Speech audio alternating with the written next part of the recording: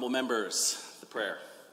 Lord, the God of righteousness and truth, grant to our Queen and her government, to members of the Legislative Assembly, and to all in positions of responsibility, the guidance of your Spirit. May they never lead the province wrongly through love of power, desire to please, or unworthy ideals, but laying aside all private interests and prejudices, keep in mind their responsibility to seek to improve the condition of all. Amen. Please be seated.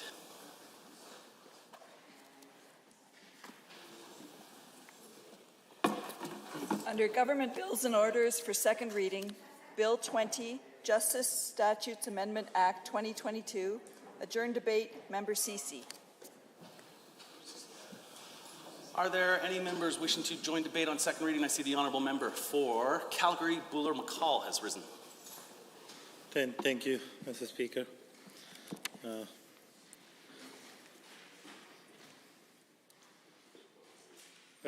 rise to speak to Bill 20, Justice Statutes Amendment Act. This bill seems to be making a few changes to Justice Act. Some of them seem pretty straightforward, as the government claims they are mostly housekeeping, and I will speak to those changes as well. But we, however, see more challenges in justice system that this government has done nothing to address. And one thing that we do take issue with is that this bill is legislating the changes that government made to Victim of Crime Fund by taking supports away from the victims of crime. And these changes will certainly have negative impact on the victims of the crime. And instead of supporting the victims of crime, UCP is doing exactly the opposite. This was the opportunity for this government to realize that how horrible their changes were and to fix some of those, but no, they did not get this one right. And as I said, that bill amends 5 different pieces of legislation: Correction Act, Justice of Peace Act, Missing Person Act, Youth Justice Act, and Victim of Crime and Public Safety Act. And I want to say that we do not take issue with the changes to Corrections Act, Youth Justice Act, Justice of Peace Act, or Missing Person Act. But we have serious concerns with respect to Victim of Crime Fund and Public Safety Act changes. Correction Act is making changes so that the compensation rate for Alberta's parole board members can now be set by the order in council instead of regulation. And in the tech briefing, government shared that this brings this board in line with other Alberta boards, agencies, and commissions. With respect to Justice of Peace Act, it gives the Chief Judge of the Provincial Court of Alberta the discretion to designate a Justice of Peace as either part-time or full-time if there are certain conditions that are met. That's the same process for judges, and we take no issue with that. With respect to Missing Person Act, it adds a definition of medical information and allows for now TV footage and other video recording to be used in missing person cases. Again, we do not take issue with the changes that are proposed in this legislation. And lastly, the Youth Justice Act changes align the Act with changes from the Federal Criminal Code, and it's not, according to the government, it's not a change in the policy. But the changes that they make to Victim of Crime Fund and Public Safety Act are significant one. And these changes have implication for victim of crimes. Earlier, a couple of years ago, the UCP brought forward Bill 16, and they made changes to victim of crime funds so that the victim of crime fund can be used to backfill for the reckless cuts that this government has made to the justice system. And since then, we have been hearing constantly in our constituencies, in Edmonton, in Calgary, across the province, that victims of crime have been denied benefits. They are only given 45 days to apply for the benefits. I think that's unfair. That doesn't give enough room, enough time for the victims to apply for these benefits.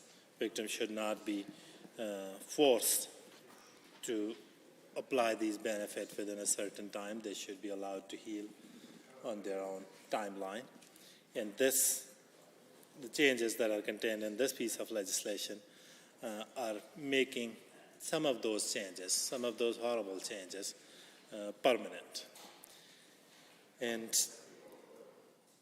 one change that is contained in this piece of legislation is that it de-establishes the Criminal Injuries Review Board. That was, I guess, in part done by legislation previously, but this one formally de-establishes that. And this board was an important arm-length board that was responsible for reviewing the benefits, hearing the complaints about those benefits, and this government, what this government is doing, that they're completely getting rid of this board so that victims will only have to apply through this government, and whatever government wants to do with that program, they will be able to do that on their own. So far, the changes that government has made to this program were not helpful. They were rather harmful to the victims of crime.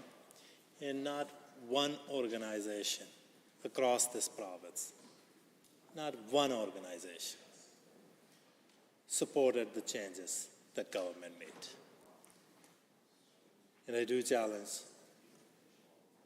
the members of the government, members of UCP caucus, this morning, that if they are aware of just one organization across this province that supported these changes, not one, but the government won't listen. And that's the reason Albertans don't trust this UCP government. They think they know the best. They ignore Albertans. They just don't respond to their emails. I was personally copied on many emails relating to this fund. Our leader has received numerous emails about this, and we know that they are getting the same emails. But unless these emails are coming from lobbyists, they just don't respond. And the result is that victims of crimes, they are paying the price. So these changes are fairly significant, and they will codify the changes government made to victim of crime funds. No victim supports these changes. No organization supporting victims are in favor of these changes, and we will not be supporting these changes. Government need to go back to the drawing board. Government need to consult with the victims of crime. Government need to consult with organizations providing supports to victims of crimes. and reverse their damaging policy of using victim of crime fund to backfill their reckless cuts. Since the UCP took over, they have cut Justice Department budget by $200 million in last 3 budgets. And that impacts services throughout Justice Department. They have downloaded policing costs onto the municipalities.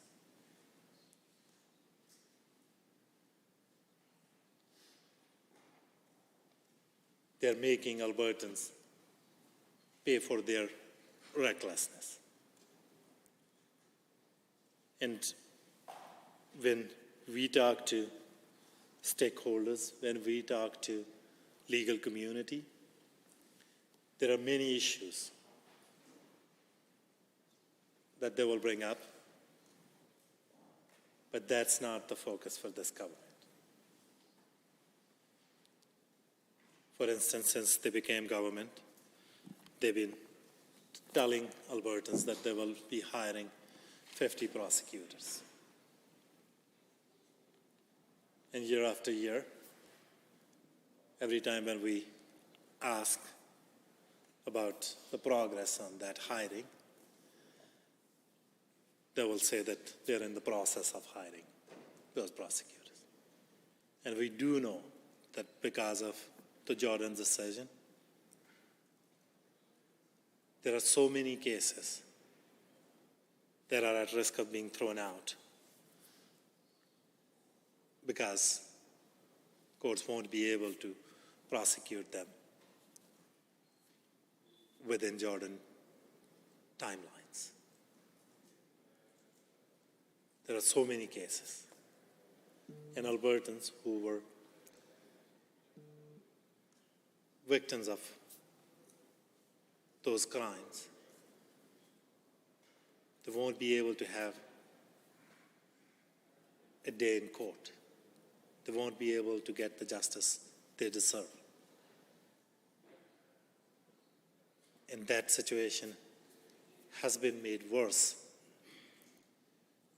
by COVID-19 pandemic as well. So there are tens of thousands of cases that are at a serious risk of being thrown out. Government should be focusing on those cases, on addressing those delays.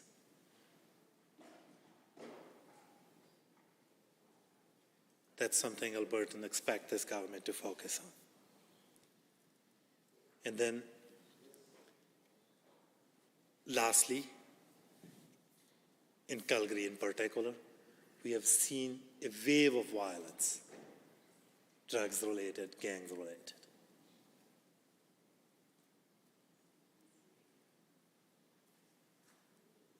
So far, there have been 11 murders already this year in Calgary. 11 murders. And one of them, a couple of weeks ago, was from my neighborhood.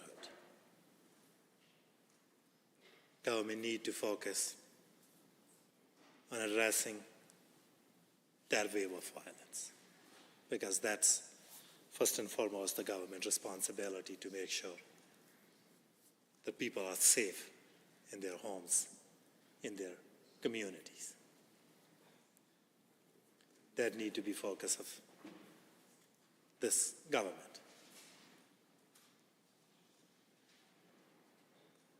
Everyone is fearful for their safety. Those are the real issues that are facing Albertans. And instead, government is solidifying their raid on victim of crimes fund so that they can backfill for their reckless cuts to justice system. These changes or hurtful, these changes are damaging. One, that government is not doing anything to address the rising crimes. Two, government is not doing anything to address the delays within justice system. And on top, government's taking away the supports from those victims of crime. That is shameful, and that's something we will not support. Thank you, Mr. Speaker. Thank you, honourable members. Next, I believe I see the honourable member for Edmonton Castle Downs has risen. Thank you very much, Mr. Speaker. It's my pleasure to rise this morning to speak to Bill 20, the Justice Statutes Amendment Act 2022. While I'm so appreciative of the member from Calgary Buller-McCall for highlighting some of the major concerns that this piece of legislation has. This legislation makes some changes to the Justice Act. Some seem positive, some are housekeeping, as per what the government is saying. We, however, think that more needs to be done. We see that they're legislating the Victims of Crime Fund, but not actually doing anything to fix the mess that they made. In previous pieces of legislation, I believe it was Bill 16, this government created some considerable changes to the Victims of Crime Fund, none of which actually support victims of crime. I have a background where I was a volunteer with the Sexual Assault Center of Edmonton, and then did my first year practicum as a social work student with the Lorena Shelter. And I can tell you, had they talked to just simply those two agencies, they would have known that the changes that they were making were not only not helpful, but they were going to be so restrictive that victims couldn't actually access the fund. They put in an implementation of a 45-day time period where the victim must apply for the services, for emergency assistance. I can tell you that the majority of my calls and my interactions dealt with victims well past the 45-day limit. Most in that period, in the initial weeks or months following a crime, specifically related to domestic violence or sexual assault, there is no capacity to expect someone to go and fill out all this paperwork and do all of this work, especially because the majority of those individuals haven't even reported it yet. So many are still in that contemplation phase. There's unfortunately a lot of stigmatization that happens around sexual assault and domestic violence. There's a lot of blaming of themselves. Unfortunately, there can be space where other people blame them as well. We've seen judges throughout the province make comments that are completely inappropriate, blame the victim, and those things make the news. So when someone is a victim of a serious crime, those are all of the images and messages that they have. And so to expect someone to apply within 45 days for funding is absolutely ridiculous. So I think about what the intention of this Bill 20 is, and I mean, most of it is what we can support. There's, I believe, 5 different pieces of legislation, different acts that are being impacted. But the one that sticks out the most is definitely the Victims of Crime Fund and the horrible changes that this government did. I know since the implementation, we've heard from many that work in the area of being supports to those that have been victims. There was some significant concerns. The money wasn't rolled out on time. They highlighted the 45-day time period as being way too restrictive. It used to be 2 years. And even within that 2-year time period, there was still organizations advocating on behalf of victims saying it just wasn't enough time. And so to take it from 2 years to 45 days, I can't imagine that many victims are actually able to access this funding. And so when this government opens up this legislation, I'm just so confused as to why they wouldn't have taken the feedback that they heard from Bill 16, both prior and post, and done some significant changes in here. We know that, there's, I believe it's $1,000 limit for being able to access money for counseling. Well, Mr. Speaker, the average rate for a qualified therapist is around $200 an hour. And so saying that there's only $1,000 to access supports, you're dealing with trauma. That simply is not enough.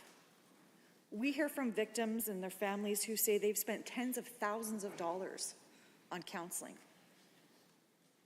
To have a trauma-informed practice, it isn't something that can just be wrapped up in only a handful of sessions.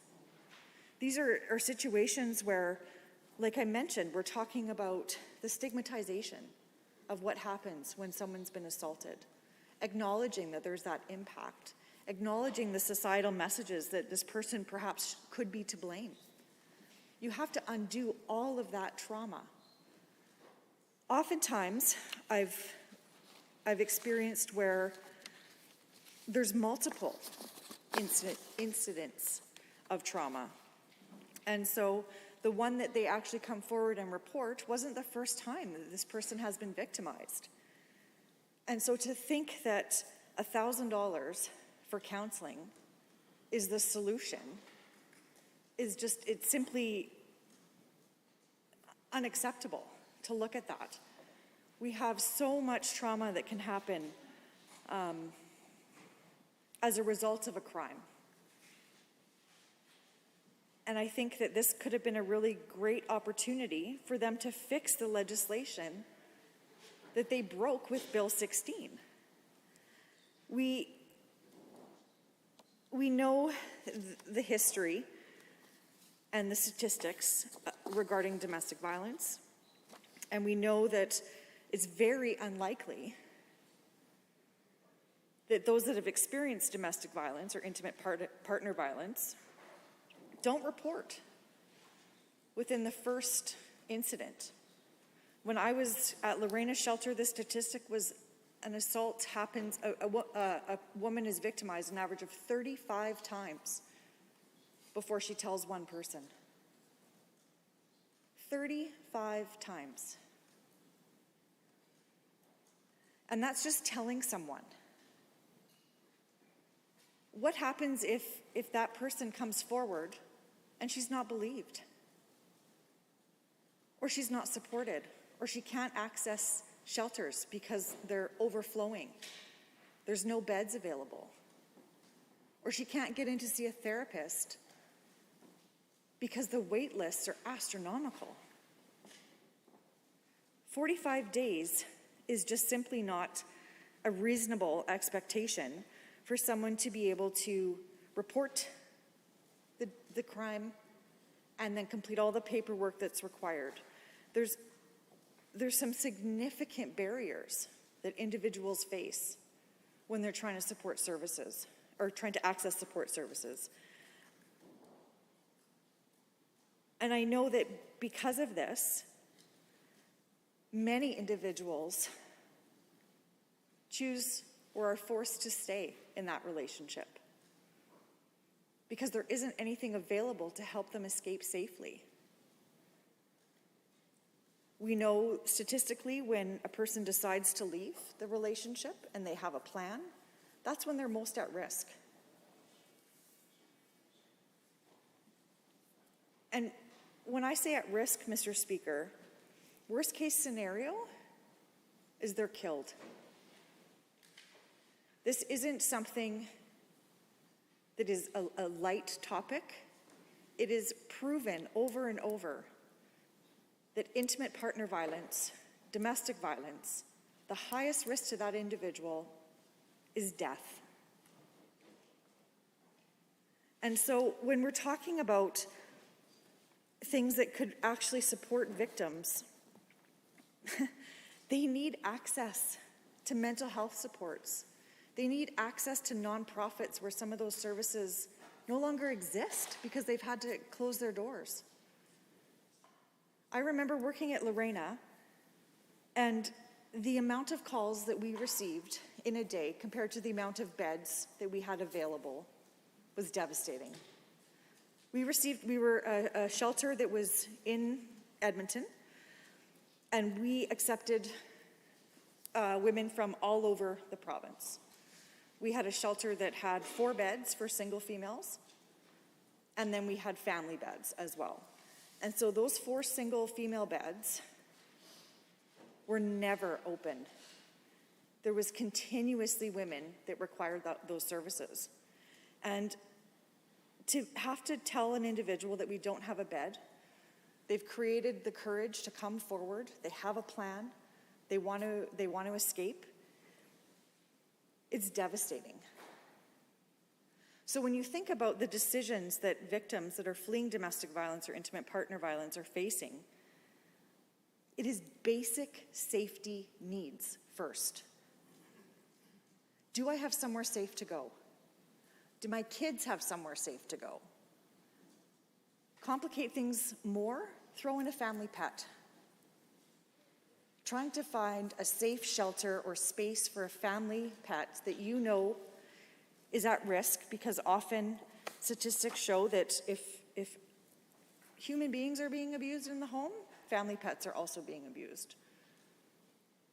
And so that can be a factor where someone chooses not to leave because of their family pet. So when we're talking about a 45-day time period, these individuals are simply trying to stay alive. They're not thinking about applying for the Victims of Crime Fund. And I can tell you that's probably not on the top of mind for those that are providing the supports and services to those individuals. We want to make sure that their basic needs are being met. Is there a protection order in place? Do they have the means to be safe? Can they make sure that their kids are safe? And these are people that are coming from all across the province. If you're in rural Alberta, I can tell you it can be a huge culture shock to come into the city and be in a shelter in the city. On top of an individual being abused an average of 35 times before they tell one person, the statistic from when I was at the shelter was that an individual would leave the situation an average of 7 times before leaving the final time. There are so many factors that come into place when you're deciding what to do. What is the best thing to do for myself, for my kids, for my loved ones?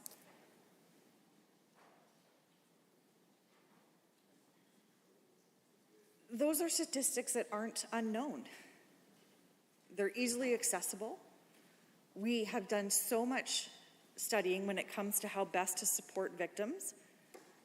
And I can tell you that Bill 16 and what the UCP introduced is not what is needed.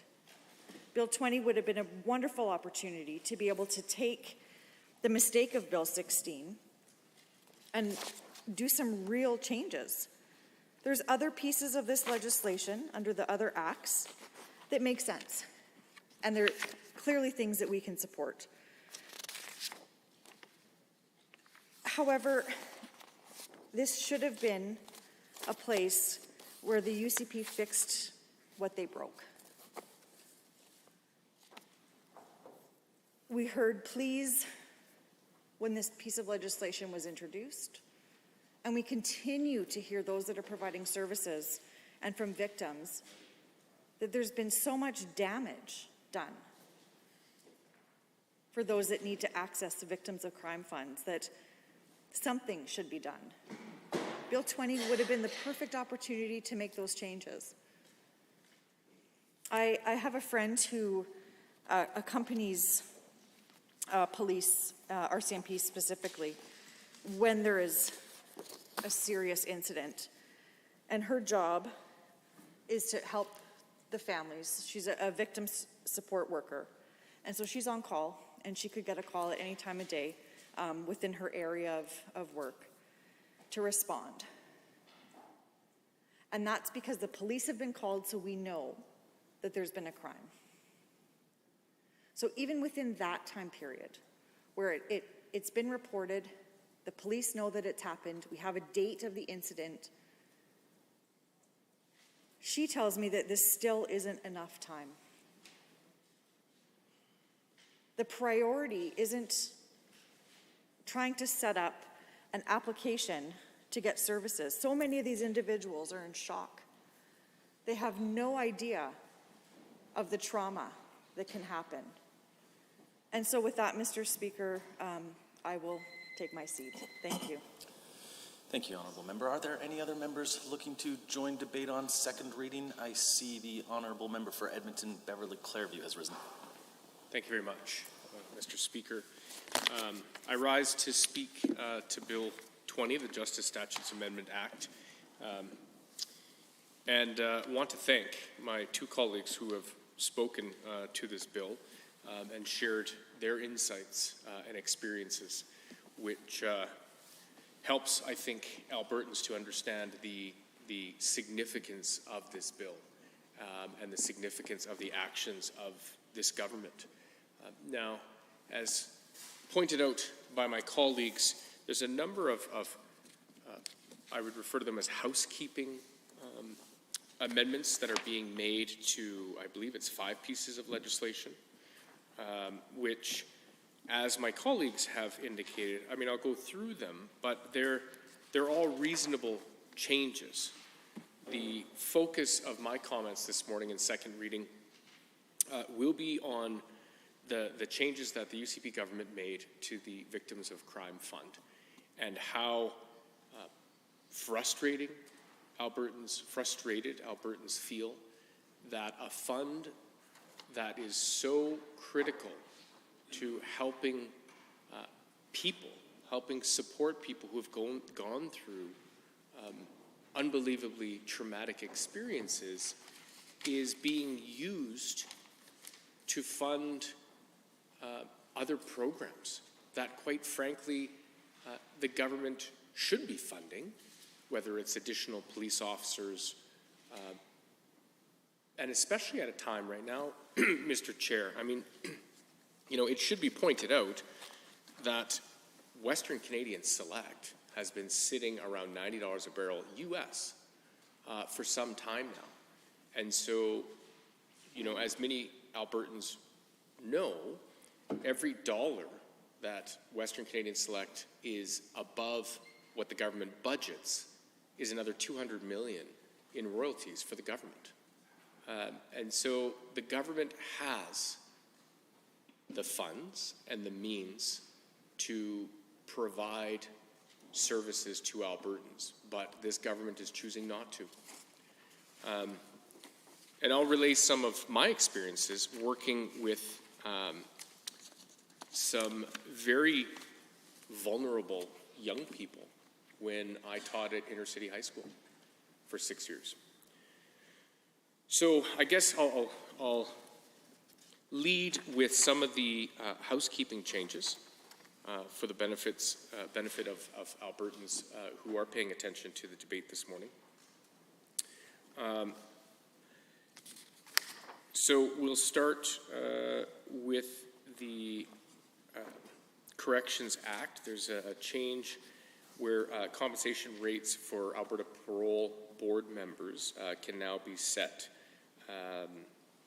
by OIC, an order in council, which brings it in line with most other, if not all other, ABCs, agencies, boards, and commissions. That seems reasonable and very much a minor change. There's changes to the Justice of the Peace Act, giving the Chief Judge the ability of the Provincial Court of Alberta, the ability to designate a Justice of the Peace as either part-time or full-time.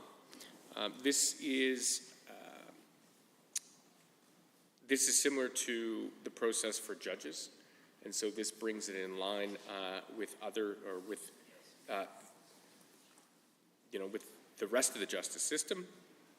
I appreciate that previously governments were doing this in a process through regulations, which of course this just expedites the process. In fact, this could have been in the red tape bill. This is actually reducing red tape and speeding up the process. So instead of tying up cabinet to do this, it gives the authority to the chief judge of the Provincial Court of Alberta to make that decision, which quite frankly, they are probably much more qualified to make that decision. And my guess is that the Minister of Justice would have been speaking to them regardless ahead of time. So this expedites that process. So that change I can get behind, Mr. Speaker. As well, there are changes to the Missing Persons Act. It adds a definition of medical information. Now, the Act already had provisions which allowed access to health information, but now things like TV footage, other video recording can be used in missing person cases, which is wonderful. My understanding of this is that would also apply to any kind of video, even done by cell phone. You know, my understanding is that this is really modernizing this act, but again, you know, wouldn't hurt to have some clarification from the Minister of Justice that you know, it's bringing the act up to speed for today's technology and the access to technology that most Albertans have. It also adds a section that the Justice of the Peace can seal court records related to a missing person if that case interferes with an investigation or if it endangers people. And changes to the timeline for a review by a special committee for the Legislative Assembly. As well, Mr. Speaker, it adds regulation-making powers that gives the government the ability to define any term not defined in the Act. Again, I suppose this is because if there is a realization that there's a term that needs to be defined, instead of having to bring the whole act back through the legislature, which of course is a much more lengthy process than doing it through regulations, this gives the cabinet the ability to define a term. For the victims of crime and public safety, actually I'll come back to that one. Let's jump to the Youth Justice Act. Changes here are changes that are going to align with changes from the federal criminal code. So that includes updates on forfeiture, changes that a notification to parents can be given by any peace officer as opposed to solely the officer in charge. I mean, that again seems that it makes quite a bit of sense, Mr. Speaker, especially when you think about you know, people and their shifts when they work, holidays, etc. It now gives peace officers much more flexibility. I also believe that this will expedite those conversations, again, that they can happen now much easier and much quicker. So I'll now spend the duration of my time talking about changes that this government made to the Victims of Crime Fund and how this was an opportunity for the government to reverse changes that they've made. Again, you know, for the benefit of Albertans, there was a few changes made to the Victims of Crime Fund. First and foremost being that all of the funds that were collected would be used to support victims of crime. Now, I have in my notes, if I can find it, the fact that there would have been a surplus in the fund. Here we go, Mr. Speaker. Before changes to this act were made, there was a $74 million surplus in this fund, the Victims of Crime Fund, that could have been used toward helping more victims. Instead, the money is now also going to be used to pay for more prosecutors and police officers. Now, Mr. Speaker, I am supportive of the fact that we need more prosecutors and we need more peace officers and police officers. Absolutely. But they should be paid out of government's revenues and not out of the Victims of Crime Fund. As a number of people have spoken out and said, I was reading that one person had described this as robbing Peter to pay Paul. We've heard of stories of the trauma that people have experienced. And what's required or the supports that are needed to help victims. Another change to this was the 2-year reporting period shrunk down to 45 days. And I remember speaking in this chamber against this idea, which is absolutely ridiculous. That the timeline has shrunk so significantly, requiring someone to report a crime, especially when we're talking about assaults, sexual assaults, domestic violence. The number of victims that will be ineligible to access this fund is staggering. And it's shameful, Mr. Speaker, that people who have gone through what I can only imagine as some of the most traumatic experiences that a person could ever have to go through, and now they don't have access to supports if they do not report within 45 days. I can tell you, Mr. Speaker, when I worked at Inner City High School, I worked with a number of young people who had faced incredible challenges and had students disclose being victims. But I can tell you, Mr. Speaker, it was not within a 45-day window. Some of them were well over a year, if not even longer. And to deny supports because a person is not ready to disclose or has to work through the trauma that they've lived through. Like, Mr. Speaker, I don't understand the rationale for it, but it looks a lot like the government is trying to prohibit or inhibit victims of crime from accessing supports. Because I'd love to hear the logic behind it. It's creating barriers that are completely unnecessary. I can tell you, Mr. Speaker, when I first looked at this, it made me think back to why I first ran and to be an MLA. I was teaching at Inner City High School and saw the incredible barriers that the government then was putting forward for these young people who faced a myriad of challenges, but were trying to go to school in order to change their circumstances. They wanted to improve their lives. They didn't want to live in poverty. They didn't want to be homeless. And the hoops that the government brought forward with additional barriers in accessing funding for them to be able to pay their rent to go to school, because many of the students were older, Mr. Speaker. They were unsuccessful in the traditional system.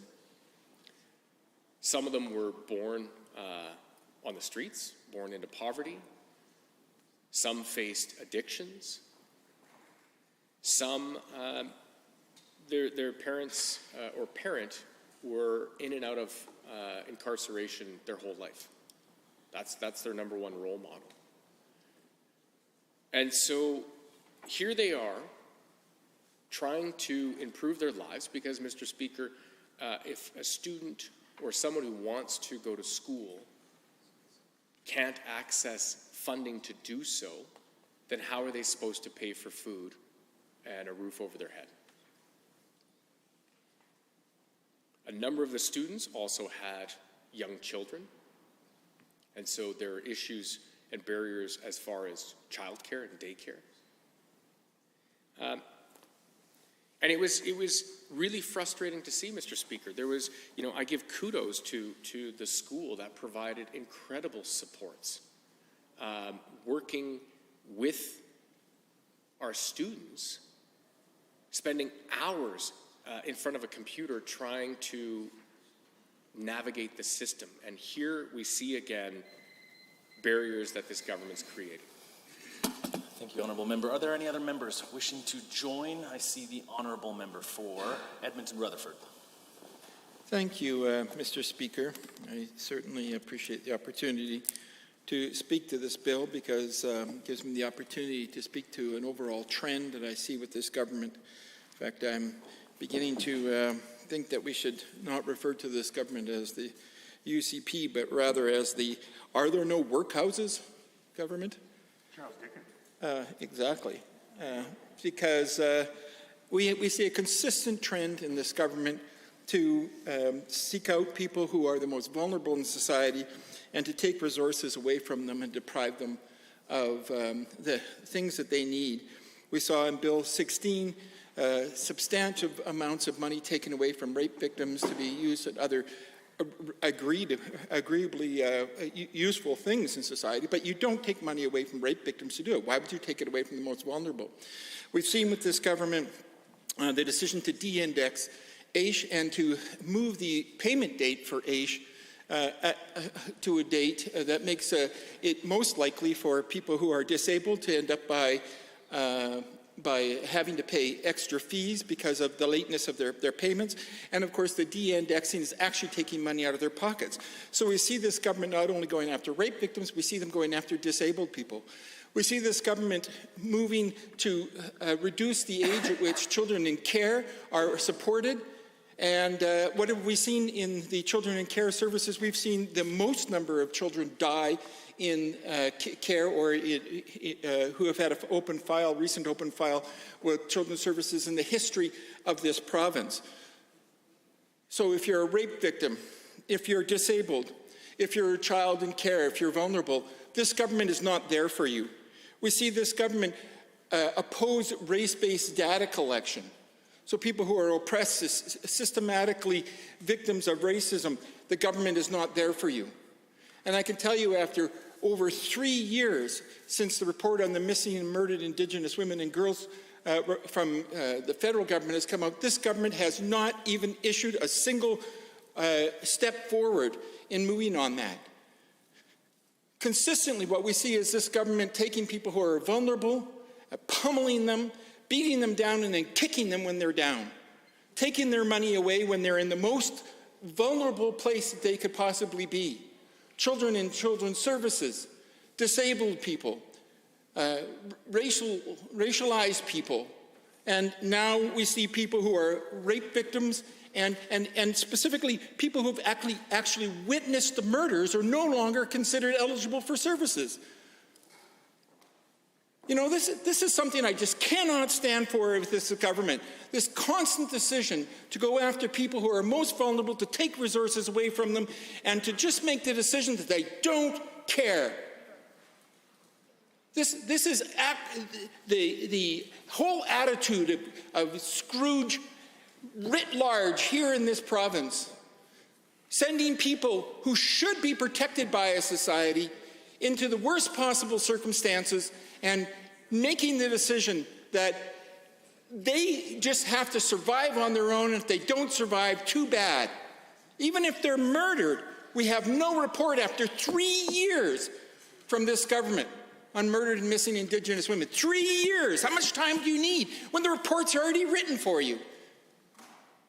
This is completely unacceptable, and here we are again, finding this government taking money away from people who have been brutalized by watching murders, by being raped, and going through serious traumas that have resulted in the destruction of their lives, their families, and their sense of self. Does this government have no sense about how trauma affects human beings and the consequences of trauma in our society? Can they please go back to school and learn something about how trauma has the consequence of building more trauma in society? And if you don't deal with trauma, you will end up with people acting out in ways that cause more trauma for others. Repeatedly, I see this government finding the vulnerable, beating them up, and doing the worst possible thing they can to them, and now taking their resources away. Order has been called.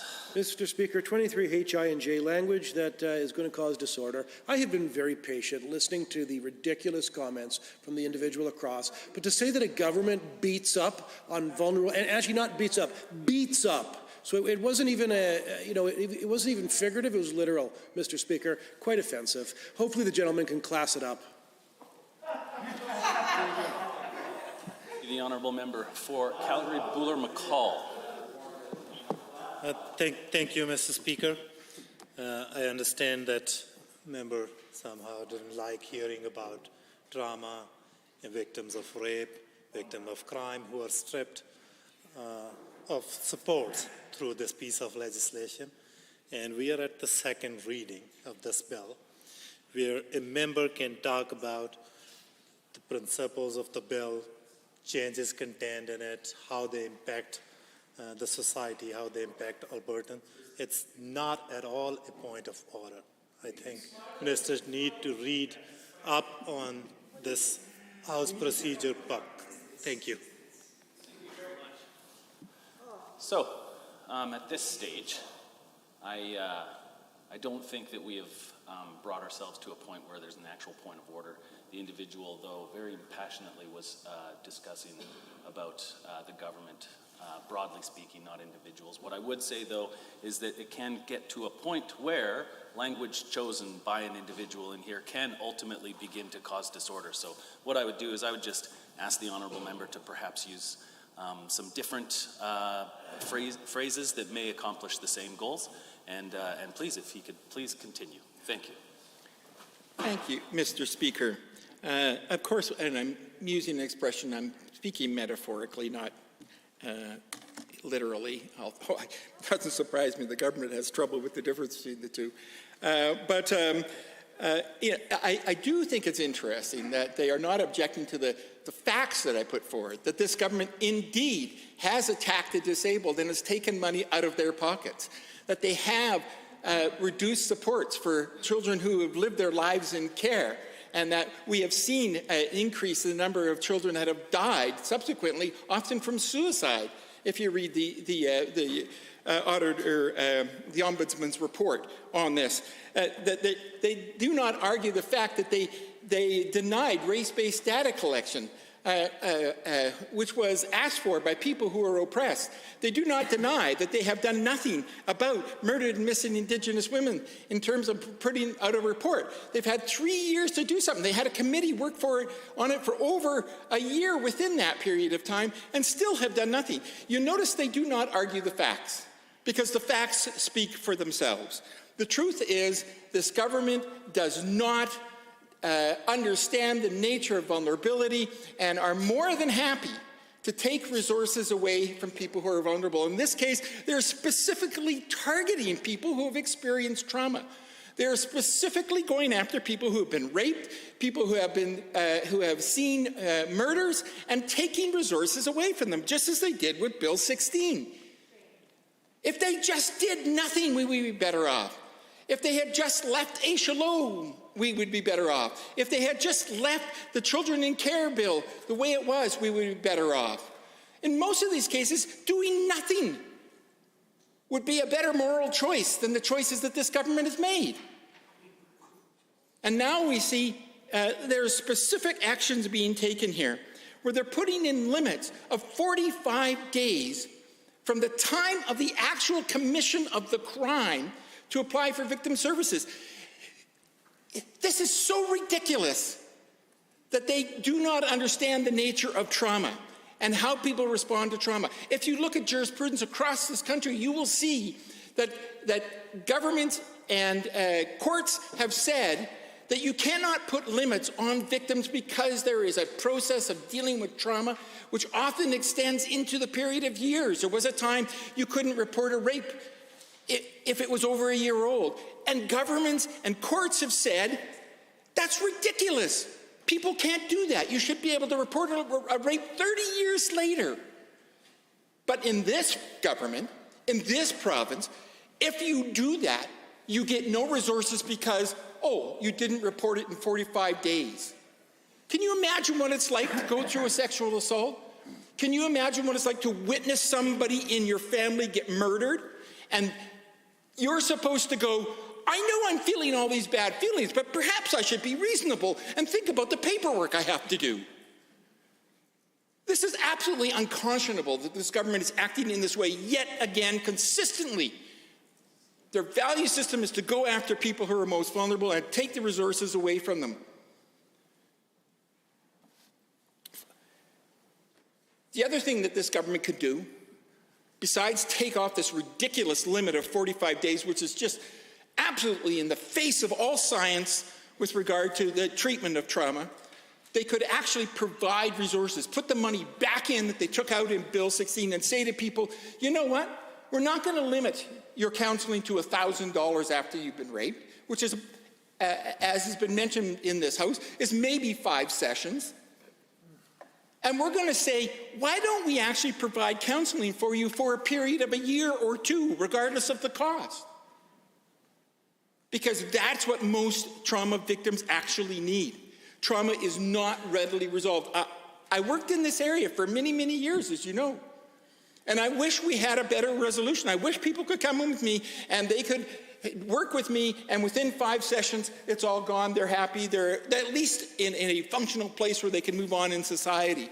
But that is not what happens. What happens is people go into a trauma state and they struggle for months and sometimes years even to get into the place to begin to do the work, let alone actually work through the horribleness of these things and then actually resolve them and move on and find a place to thrive and be vibrant in society. Anybody who works in the area knows that's true. I wish there was a better answer. I certainly would go take the training if something else was offered to be able to provide quick and effective services to resolve trauma. But we know nobody in the world has designed that kind of treatment. What we do have is effective, solid, relationship-based treatment that takes time to build a relationship and to use that relationship effectively to move a person from a place of trauma to a place of health. And this government has just made the decision that they do not want to be part of that healing process. That they are going to put limits on families. First of all, some won't even get it at all because, they only witnessed their mother being murdered. They didn't actually get murdered themselves.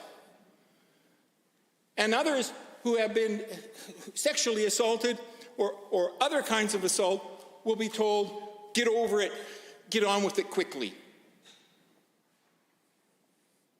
This is absolutely not acceptable, and I'm insisting that this government remove this bill, that they do the work to get this right. They haven't even released the report that was done by the working group to examine the benefits of the fund of victims. They won't even give us the information as they typically do, hiding reports, and when they are absolutely forced to releasing them on Easter weekend. This is the consistent pattern with this government. There's an inherent dishonesty in that kind of behavior. If you want people to actually receive the information, you don't release it on Holy Thursday. You release it on Monday morning so people can read it and respond to it. But I can see that they are just trying to hide yet again the facts that people would use to judge this government as they should be judged. As governments who are not there for you if you're disabled, not there for you if you're a child in care, not there for you if you're part of a racialized community, not there for you if you are a murdered or missing Indigenous woman. And now not there for you if you are a victim of trauma.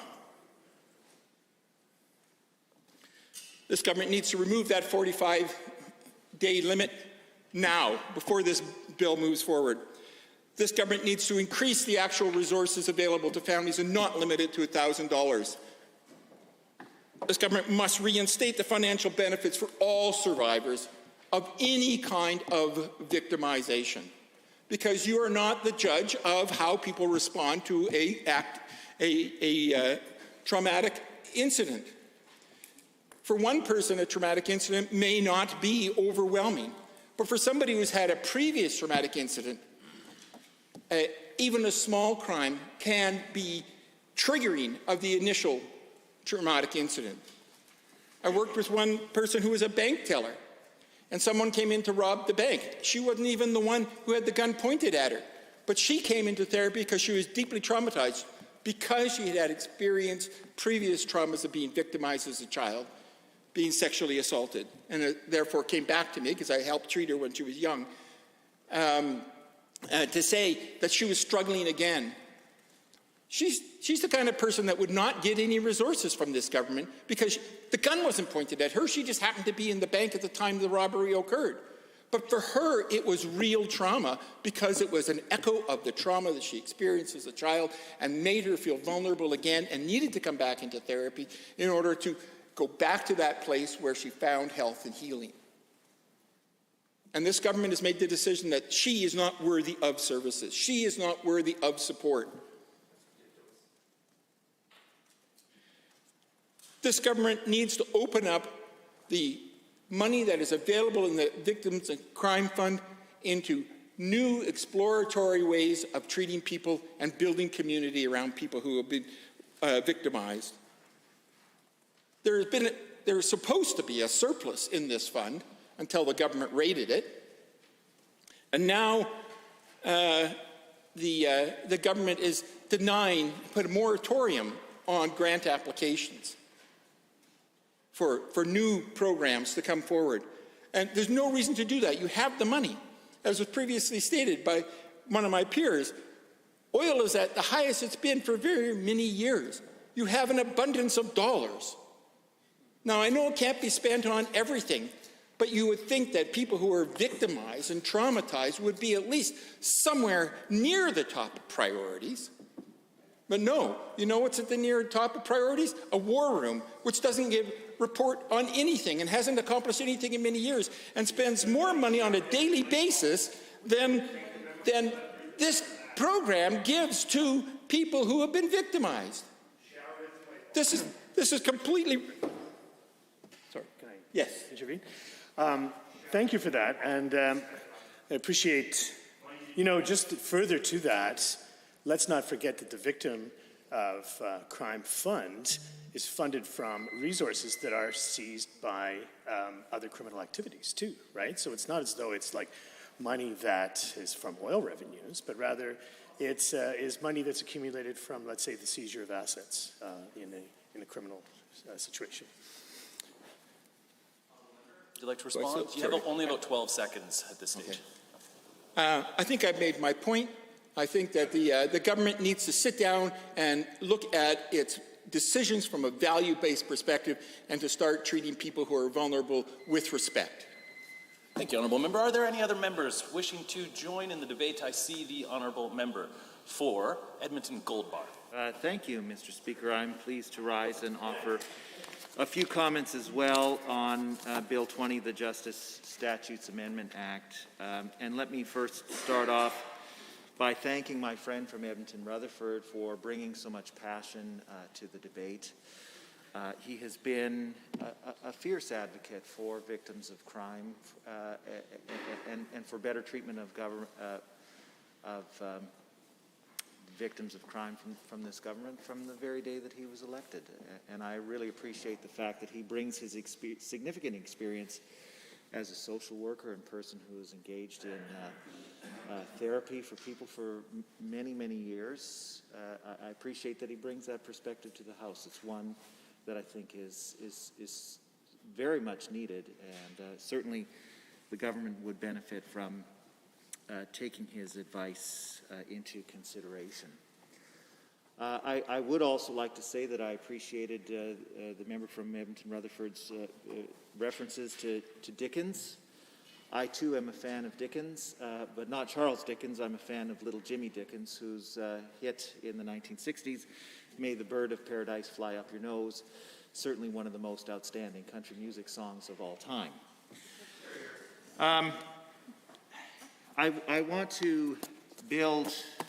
I want to build on the point that my friend from Edmonton Rutherford was making with respect to the government and how they're treating victims of crime. He did mention that the government has been sitting on the report on missing and murdered Indigenous women for at least 3 years, and I just want to update the House on the status of the government's response to that report, because we had a meeting with the Indigenous Relations Ministry at the Public Accounts Committee on Tuesday morning, and we questioned officials from the Indigenous Relations Ministry on the status of the government's response to that, and they said that they will be responding to that report in the very near future.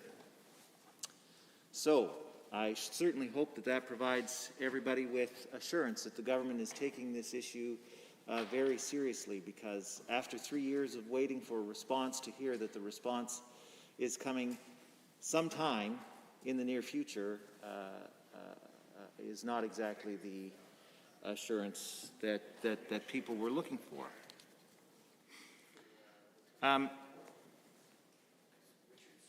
To turn to the issue around how the government has changed the use of the Victims of Crime Fund with this legislation and previous legislation, let me just first state that I think the government has done a good thing in announcing yesterday, or maybe the day before, I can't remember exactly when it was announced, the fact that Crown prosecutors are going to get a pay bump, so that they are competitive with other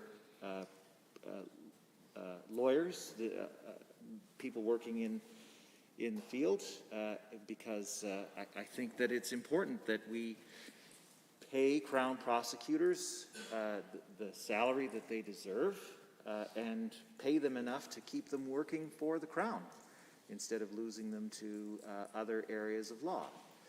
We know that this government has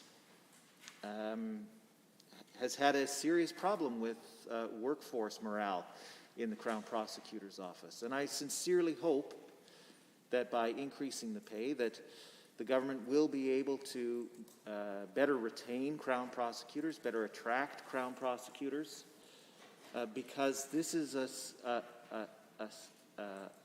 problem that has long existed, that the government has failed to address, even though they committed to addressing it in their platform. They promised to hire a whole host of new Crown prosecutors, and yet they have failed for 3 years to hire the number of Crown prosecutors that the Justice Department says it needs. And so I hope that by increasing the pay of the Crown prosecutors, that this will advance the government's work to attract and retain more Crown prosecutors in the Justice Department. But, Mr. Speaker, the money that is to be paid to Crown prosecutors, to new Crown prosecutors, to raises for existing Crown prosecutors, should not come from the Victims of Crime Fund, as the government has given itself the power to do. That money should come from general revenue. Victims of crime should be supported by money from the Victims of Crime Fund. I think that it's unfair to take away important supports for victims of crime to pay Crown prosecutors. The government has an obligation to carry out justice by having an adequate staff of Crown prosecutors, and to look after the victims of crime by providing them benefits through the Victims of Crime Fund. And they certainly have the financial wherewithal to achieve both of those objectives simultaneously.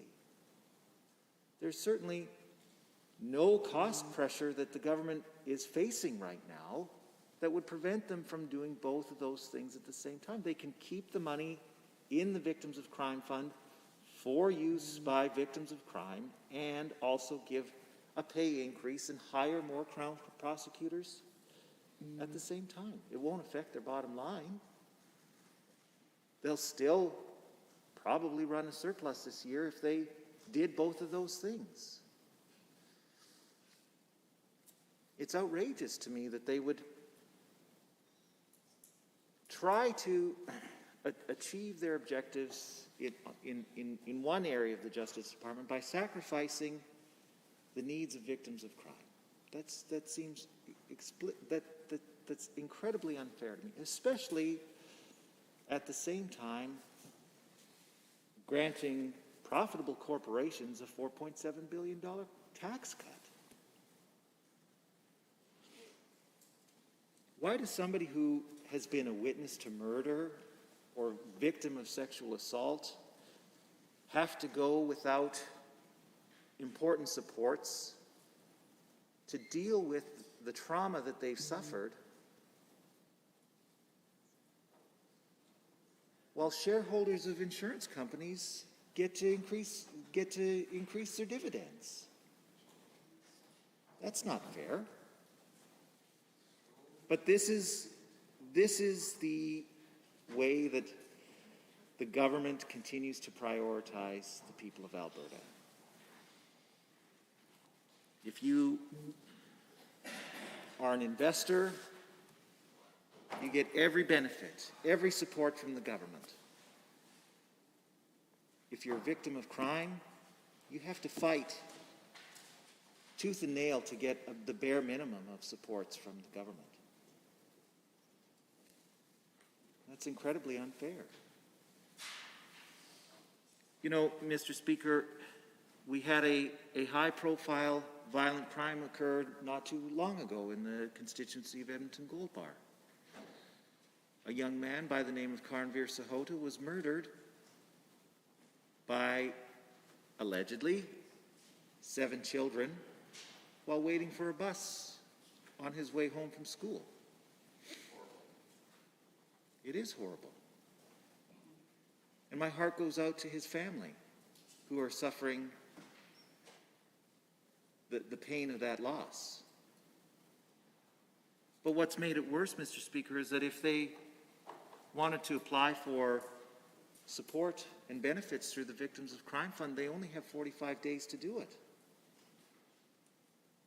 But I can tell you just from observing how all of this is played out, Mr. Speaker, that 45 days is precious little time for a family to access Victims of Crime funding if they've been in this situation. There's so, just not the logistics of dealing with his hospitalization, the funeral, bringing the family together to mourn his loss. That all takes time and energy. They don't have additional time or the mental energy to worry about whether or not they should apply to the Victims of Crime Fund within 45 days.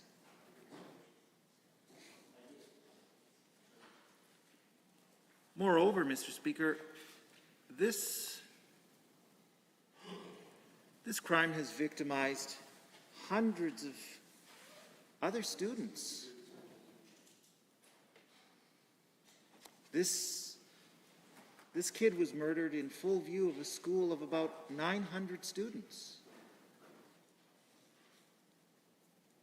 So how many of those other students need the support to deal with being a witness to that trauma? Hundreds of them.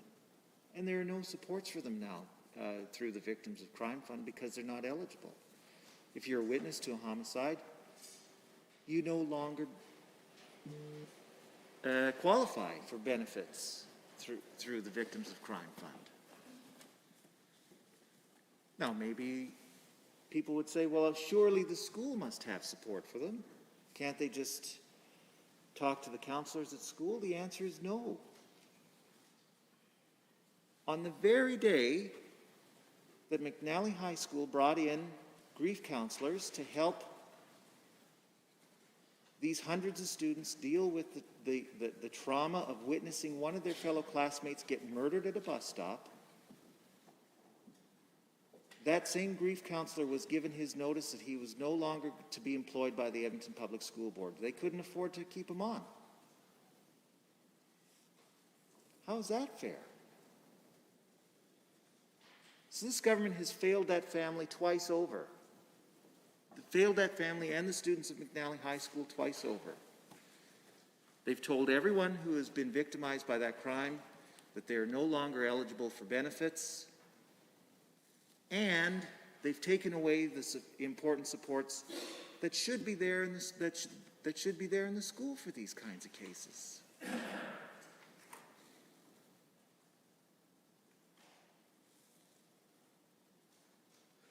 And to add insult to injury, Mr. Speaker, when we bring this up in the legislature, the lack of critical supports for students in Edmonton Public Schools, the minister denies it, tells us that we're fear-mongering, that what is actually happening and is plain for everybody to see with their own eyes is not happening. I would certainly like the minister to take the time to visit with the students at McNally High School. I'm sure they'd be happy to have her. Explain to them the effect that this crime has had on their school community, and tell them the kinds of supports that they need to be able to heal from this. Create safer schools, put measures in place to make sure that this doesn't happen to another McNally High School student ever again.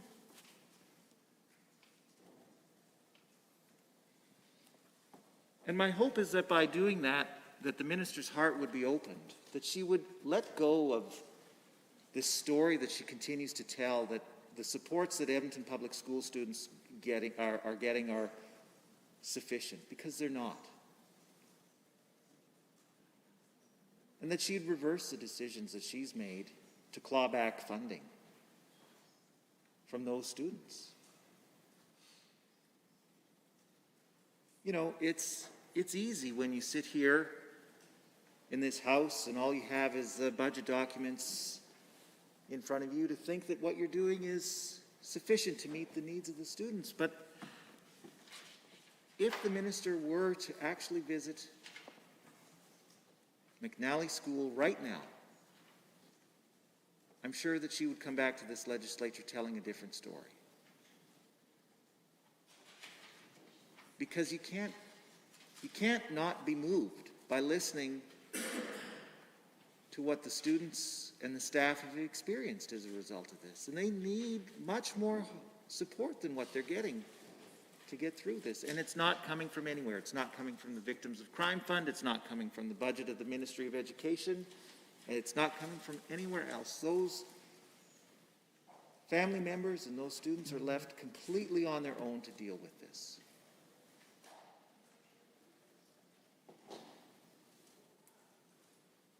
And my fear, Mr. Speaker, is that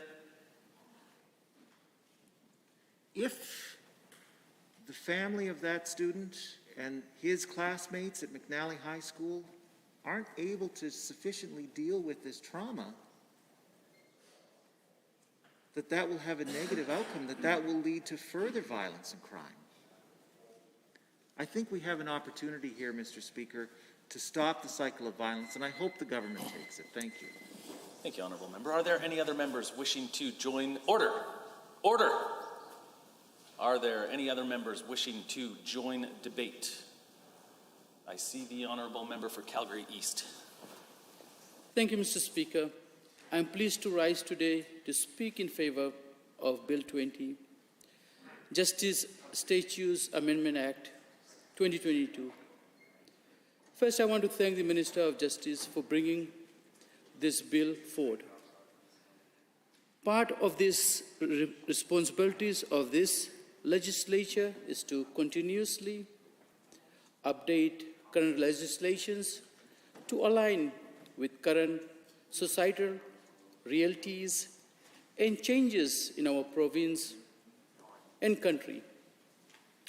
This responsibility is even more important for justice-related legislations which are required to stay current and effective.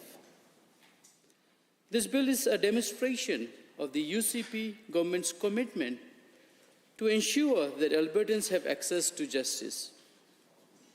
Mr. Speaker, so we have read from the bill, one major highlight of Bill 20 is the housekeeping amendments of the Corrections Act, the Justice of Peace Act, the Missing Persons Act, the Victims of Crime and Public Safety Act, and the Youth Justice Act.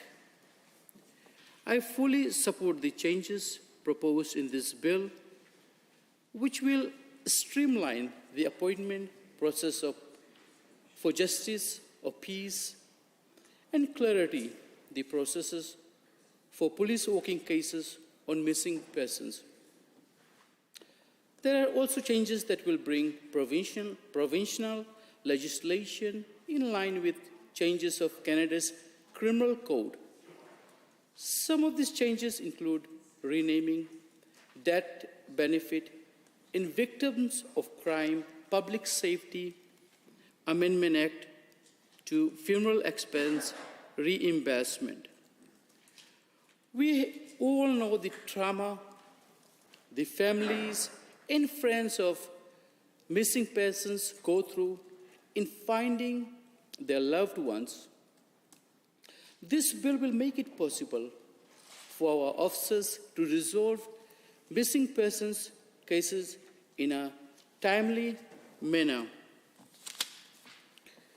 Some of this information includes inbound and outbound phone and text records of missing persons, as well as a record of their browsing history to help police determine possible place to start looking.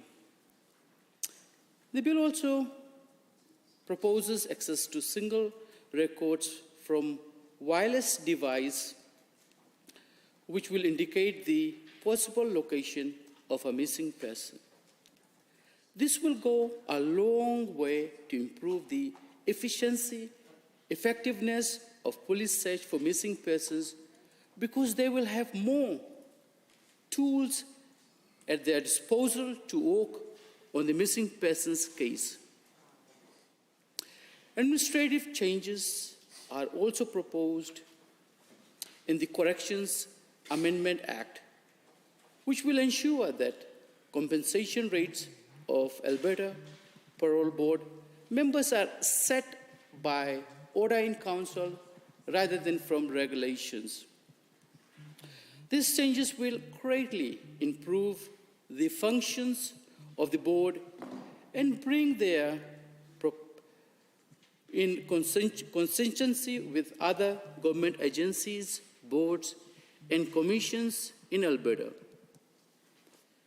The bill also proposes to remove administrative bottlenecks in the Justice of Peace Act, to give powers to the Chief Judge to make full or part-time appointments of Justice of Peace.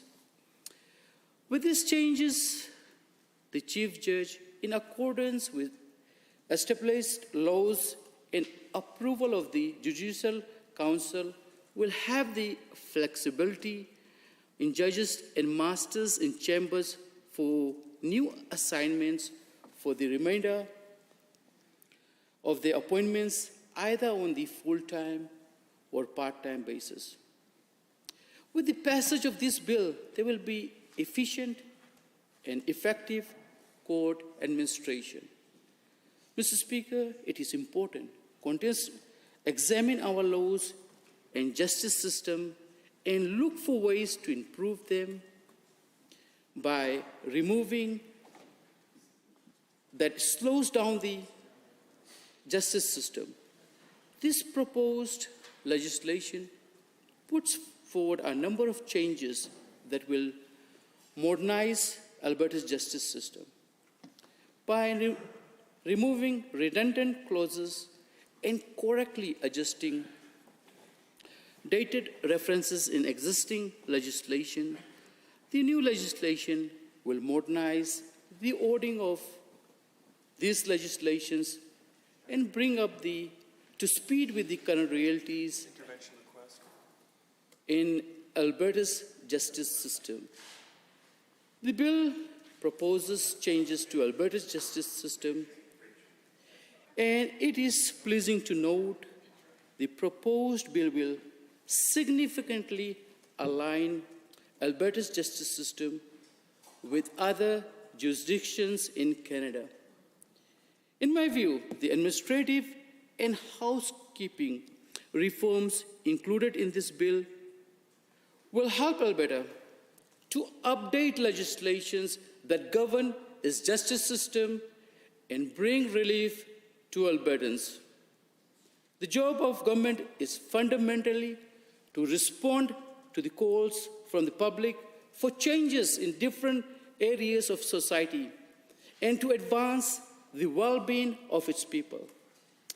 This UCP government is doing precisely that by introducing transformative adjustments to Alberta's justice system that will make responsible stakeholders perform better. The administrative changes that are introduced, although minor, are very important in order for justice-related legislations to continue to run smoothly for Albertans both now and into the future. With that, Mr. Speaker, I will adjourn the debate. Thank you. Thank you, Honourable Member. I see the Honourable Member for... Oh, you moved to adjourn debate. Sorry, I did not... I'm on the motion as proposed by the Honourable Member for Calgary East. All those in favour of adjourning debate on Bill 20, Justice Statutes Amendment Act 2022, all those in favour, please say aye. Aye. Any opposed, please say no. No. I think it's carried. Carried. Government bills for second reading. Bill 22, Electricity Statutes Modernizing Alberta's Electricity Grid, Amendment Act 2022. Adjourned debate. Mr. Turton. Thank you. Are there any members looking to join debate on this one? I see the Honourable Member for Edmonton Gold Bar. Thank you, Mr. Speaker. I'm pleased to offer a few comments on Bill 22, the Justice Statutes Amendment Act. That was the last bill that we were talking about.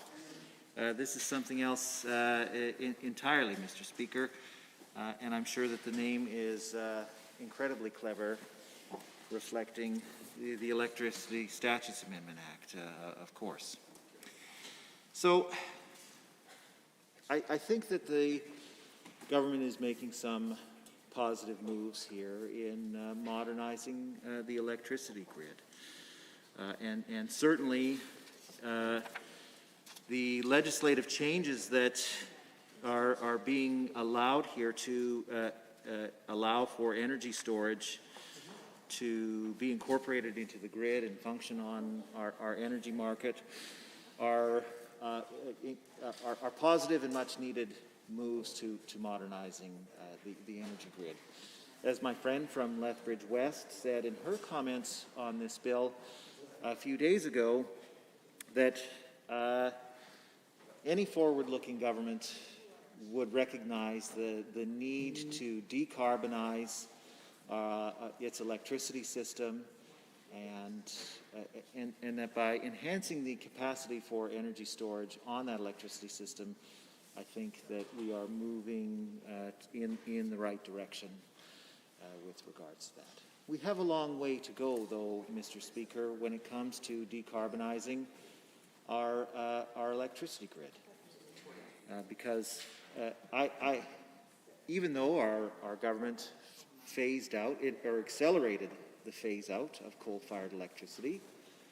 The bulk of that electricity generation was picked up by natural gas generation, which, to its credit, is certainly a cleaner fuel than coal, but it is still quite greenhouse gas intensive, and eventually we need to get to a net zero electricity grid, and in fact our party has committed to achieving that objective by 2035 should we be elected to government. You know, it's interesting, Mr. Speaker, that on the topic of coal-fired electricity phase-out, the Associate Minister for Natural Gas and a number of his colleagues on Executive Council have blamed the accelerated coal phase-out for the current electricity price spike, which makes absolutely no sense, especially when it's followed up by the minister's claim that had we only looked at the issue of so-called clean coal, that we wouldn't be in the mess we are in today when it comes to electricity prices. Well, Mr. Speaker, nothing could be further from the truth. Because the fact of the matter is that had any government pursued so-called clean coal technology, the price of electricity generation would have skyrocketed because the cost of capturing carbon emissions and storing them underground at a coal-fired electricity power plant are astronomical. There is no way that there would be any feasible way to capture those emissions and store them underground and provide electricity at a price that's lower than it is today had any government allowed coal-fired generation to pursue that option. Moreover, there are a couple of examples where so-called clean coal technology has failed spectacularly. I think it was not too long ago that Mississippi closed down a so-called clean coal electricity generation plant because the technology that they tried to employ there did not work. So now the ratepayers in that state, in that jurisdiction, are on the hook for a massive technological failure, a huge bet that went bad. So when the minister of the associate minister rather of electricity says that he wishes that the government would have pursued clean coal technology, what he's saying is that he wanted electricity prices to go up even more than they have already. It's completely outlandish. What I suspect the government wished they could have done is to allow coal-fired generation to continue apace without any significant greenhouse gas emissions mitigation measures in place. But that's not even something that the Harper government in Ottawa supported. Nor is it something that the planet could have survived. And I'm exceptionally proud of our government's record of phasing out coal-fired power. And in fact, even though when we embarked down that road, we were told by power generators that it was impossible, it could never be done. A couple of years later, we're paying for it. TransAlta and Capital Power, we're not paying for it. We're not paying for it. Yes, we are. You haven't checked your ED bill. The member from Fort oh. Through the chair. The only person with the call right now is the honourable member for Tim Goldbar. Yeah. So it's interesting to me, Mr. Speaker, that an actual member of the Harper government is taking issue with a decision that his own government made.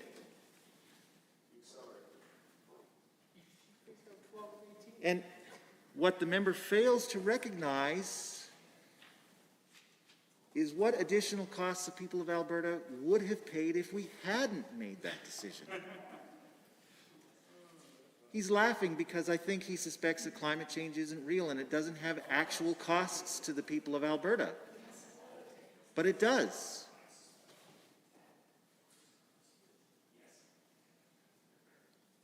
It will, and it will be borne by his constituents. Those greenhouse gas emission reductions had to come from somewhere. And they came from the coal-fired power plant. The member from Fort McMurray Wood Buffalo, not the member from Fort McMurray Wood Buffalo. That guy can't tell his left foot from his right foot most of the time. Was a direct insulting attack on an individual member. I'd ask that you withdraw the comment. Thank you, Mr. Speaker. The member from Fort McMurray Lac La Biche needs to recognize that if those greenhouse gas emissions didn't come from the coal sector, they would have come directly from the oil sands sector, which is something that he's absolutely opposed to.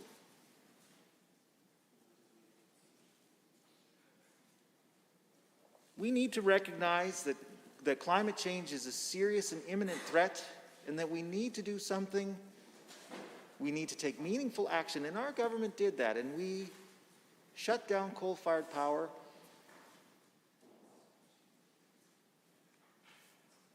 In an attempt to do our part to reduce Canada's greenhouse gas emissions. And so I'm looking forward to hearing the member from Fort McMurray Lac La Biche's greenhouse gas mitigation plan.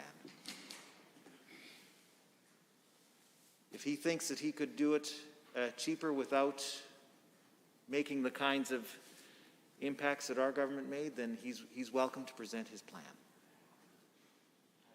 I eagerly await that.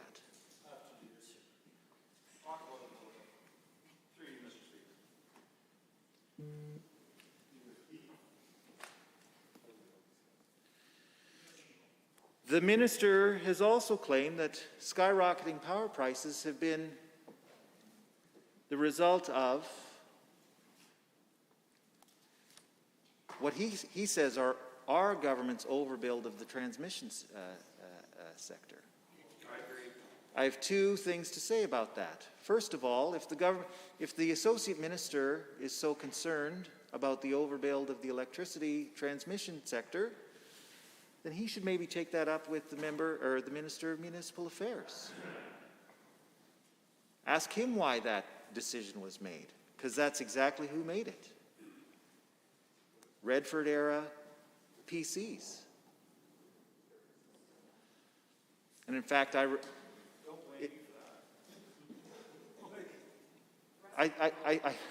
rest of them are gone. I think Joe, former member of this House, Joe Anglin, made an entire political career on the issue of the overbuild of the transmission sector. And the PCs laughed him off at the time. So they're the ones who hold responsibility for that. But let me also say that having lived through the hottest summer on record and then one of the longest cold snaps on record just in the last 10 months here in Alberta, I am thankful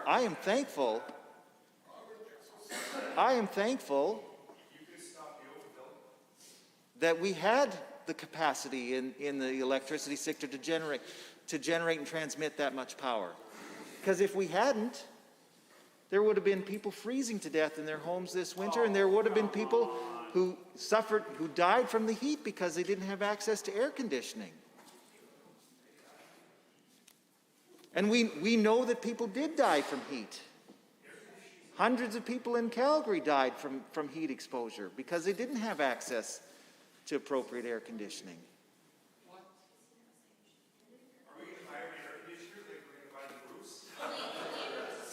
The only member with the call right now is the honourable member for Edmonton Gold Bar. I would remind all members of the House, though, if they do have comments that they would like to make, it would be through the chair or perhaps I think that there's always the opportunity to do an intervention as well, right? But if you also want to have conversations, perhaps you can take them to the lounge. So, the honourable member for Edmonton Gold Bar with 3 minutes and 49 seconds remaining.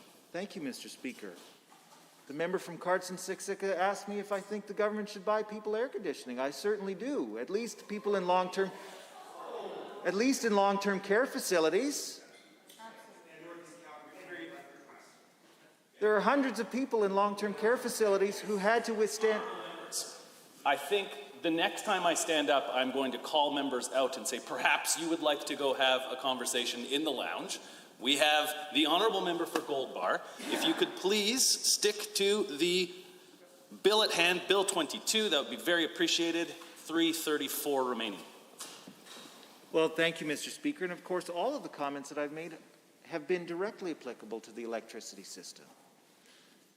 We need air conditioning in our long-term care facilities because senior citizens will die if they continue to be exposed to the kinds of heat that we saw at the end of June and the beginning of July last year.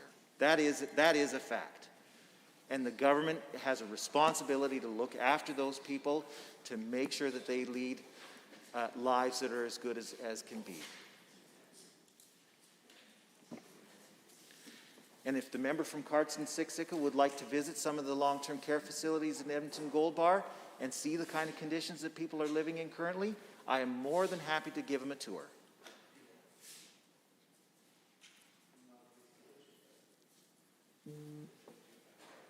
So, we have some serious issues to deal with in the electricity system. I think the government is making the right move in requiring distribution owners to provide long-term plans, because upgrading our distribution system will be critical to electrifying the future. Speaking to people with experience in this area, the City of Edmonton is not equipped right now to handle the massive electrification of the transportation sector, for example. We just can't under the current plan. And so I'm glad that the government is bringing forward a requirement for distribution owners to plan for that future. Because just in the transportation sector alone, we are undergoing massive change. The sale of electric vehicles is skyrocketing right now, and would actually be even higher if we had a supply chain that didn't limit the production of those vehicles. But if people in Edmonton were to all suddenly shift to electric vehicles, the distribution system would not be able to handle it as it's currently constructed. So I'm glad that the government is requiring distribution owners to address those kinds of problems. And I look forward to everybody in Edmonton Gold Bar being able to choose to purchase an electric vehicle and use that for transportation if they want. Because right now, what do I drive? I drive a minivan. It's the sexiest vehicle on the road. Thank you very much.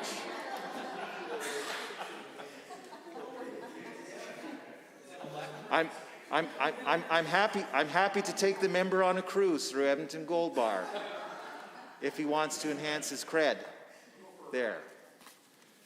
I can tell you that you get a lot of attention driving down the streets of Edmonton Gold Bar in a minivan. Yes, absolutely. The member from Cardston-Siksika can choose the polka record of his choice to listen to as we make that cruise through the.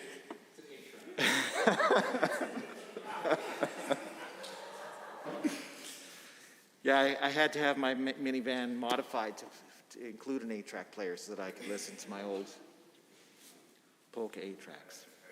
The point is, Mr. Speaker, that I think the government is moving ever so slowly in the right direction to decarbonize our electricity system and to upgrade our, but I don't think they're going far enough, and they're not being honest about some of the cost pressures. Thank you. Thank you, honourable members. Next, I see the honourable member for Calgary East has risen to debate. Thank you, Mr. Speaker. I rise today to express my support for this significant legislation that will modernize our electricity laws. Bill 22, the Electricity Statutes, Modernizing Alberta's Electricity Grid, Amendment Act. I would like to thank the Minister for Energy and the Associate Minister for Natural Gas and Electricity for taking this important initiative to ensure our system is able to meet the fast emerging technological innovation and promote investor confidence through sustained focus on regulatory clarity and efficiency. Alberta's energy hourly market continues to attract new investment and competition. It is a good thing that we have maintained this type of market through Bill 18 in 2019 after consulting with a cross-section of stakeholders. During that consultation process, stakeholders voiced strong support for the energy hourly market, saying it offers structural and administrative simplicity and has a proven track record for providing both affordable electricity and a reliable supply of electricity.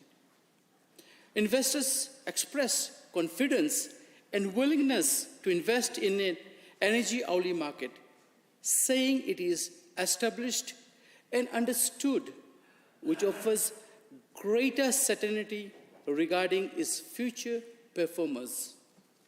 Technological and industrial developments continue to evolve rapidly, producing new challenges and opportunities as well. We are seeing transition from centralized to decentralized generation systems and a base load to intermittent electricity generation.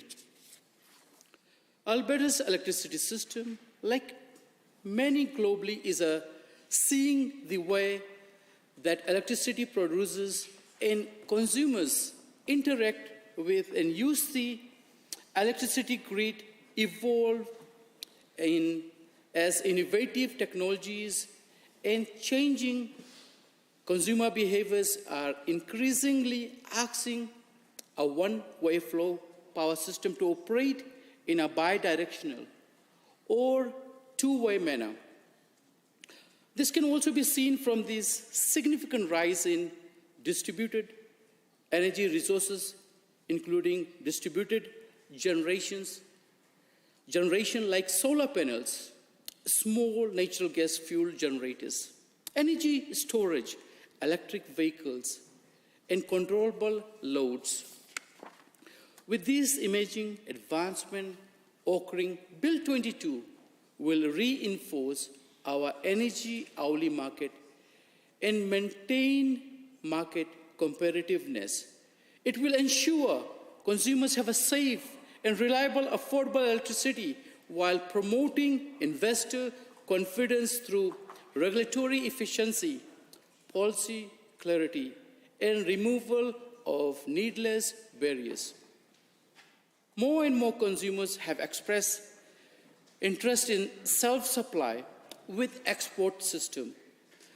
The Alberta Utilities Commission expressed that there are limited circumstances where the owner of generating unit is allowed to consume electricity produced from that generating unit on their own property while also exporting the electricity produced by the generating unit for exchange through the power tool.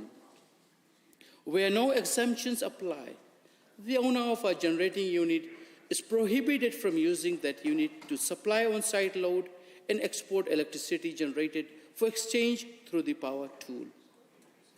The AUC recognizes that current legislation was enacted prior to the recent increase in distributed generation and the affordability of economic small-scale generating units.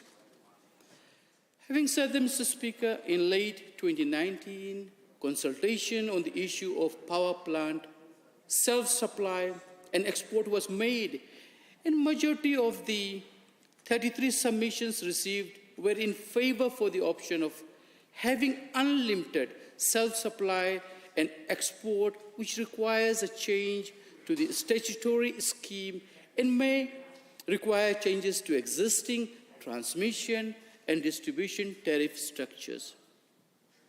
A second round of consultation was made in 2020, which was focused on the market and tariff implications of unlimited self-supply and export, and the AUC published a discussion paper which included a summary of the submissions received from the said consultations. With thoughtful considerations of all the relevant matters, including the result of the consultations, and to ensure ongoing fairness relative to transmission cost of uneconomic bypass, this bill will enable unlimited self-supply with export, which can assist industrial and commercial operators in managing electricity cost, promote the reliability of the integrated electricity system, and reduce emissions. It will clarify tariff treatment of self-supply with the export projects in the spirit of fairness and ensure that these projects will align with an efficient, fair, comparative electricity market. Currently, Mr. Speaker, Alberta's system is based on companies that generate electricity as their core businesses, plus limited exceptions such as industrial system designations and small-scale generation. Commercial and industrial businesses who would like to generate electricity and export it to the grid are currently not permitted to do so.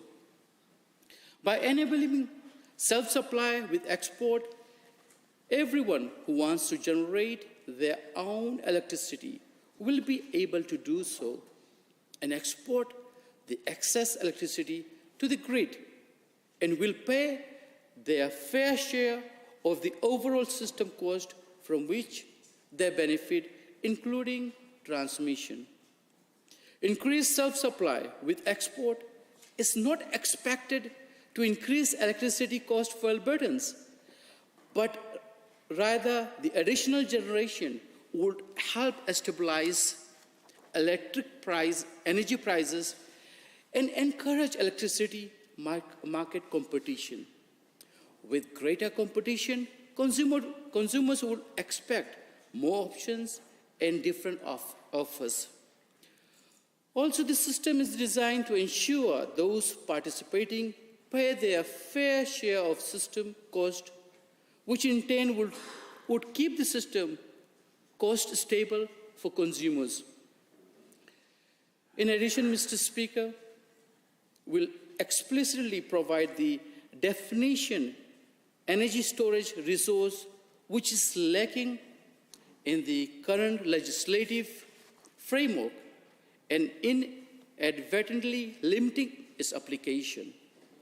It is aimed to provide clarity to regulators and ensure certainty to investors. It will also identify parameters of usage, ownership, and cost recovery. Over the past several years, there has been an increased interest in energy storage projects in Alberta, particularly in the last couple of years. The significant development of new, large-scale renewable projects has resulted in substantial interest in new energy storage projects. Canada's largest solar energy project is underway in Vulcan County, which attracts big investors like Amazon, apart from their announced investments of solar energy project in Newell County, east of Calgary, which will produce over 195,000 megawatt hours MWH of renewable energy that is enough to power more than 18,000 Alberta homes for a year. So as we promote diversification of our economy, we have to modernize our legislation and system for us to address growing developments. Energy storage is an evolving technology with potential benefits for all aspects of Alberta's electric energy system. Energy storage has many different attributes, and depending on the application, may look like generation, load, transmission, or distribution. Energy storage technology is also scalable, resulting in deployment to the smaller residential scale all the way to the larger commercial projects. And Bill 22 will also begin winding down the balancing pool by redistributing its remaining responsibilities and laying for groundwork for dissolution in the coming years. Established to support Alberta's fair, efficient, and openly comparative electricity market, the balancing pool's primary role for managing fixed-price deals with electricity producers ended in 2020. Actions taken by the previous government resulted in the balancing pool losing $1.34 billion of taxpayer dollars. Another positive impact that the bill introduces, Mr. Speaker, is the establishment of a long-term planning framework to modernize Alberta's distribution system. Grid modernization is needed to support the evolving system, and there be no conduct of a long-term planning now. An unexpected cost may result in the future. Proper consideration must be made respecting the need of rural electrification association or disconnected municipalities. Suitable development of roadmaps and considerations for storage, electric vehicle charging, energy efficiency, and distributed generation must also be made with minimal technical standards. To ensure accomplishments of these needed modernization of distribution policies, this bill will authorize the minister to guide planning frameworks through regulations. Alberta's current policy framework does not require distribution companies to proactively plan for adoptions of distributed energy resources and does not require distribution facility owners to consider the system benefits which these resources could provide. However, proactive planning of grid modernization could provide for better cost management and improve customer outcomes.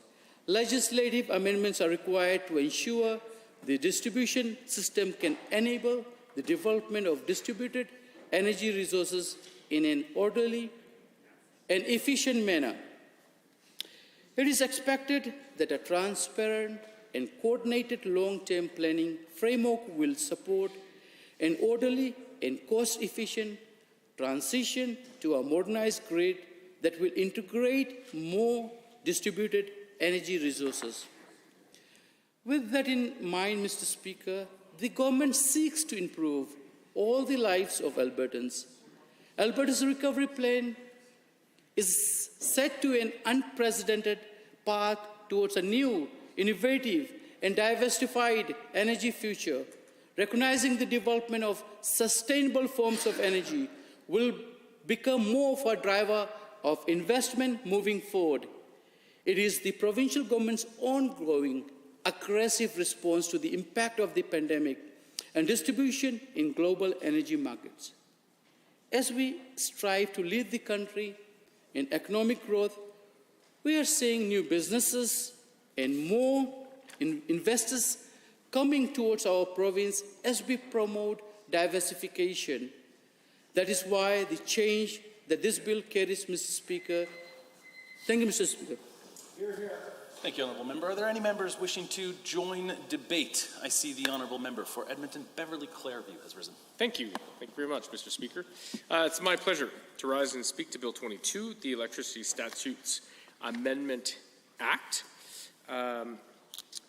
So I have a number of comments, Mr. Speaker, on the bill, but also want to talk a little bit about Alberta's electricity system as a whole, going back to the mid-2000s. Really is where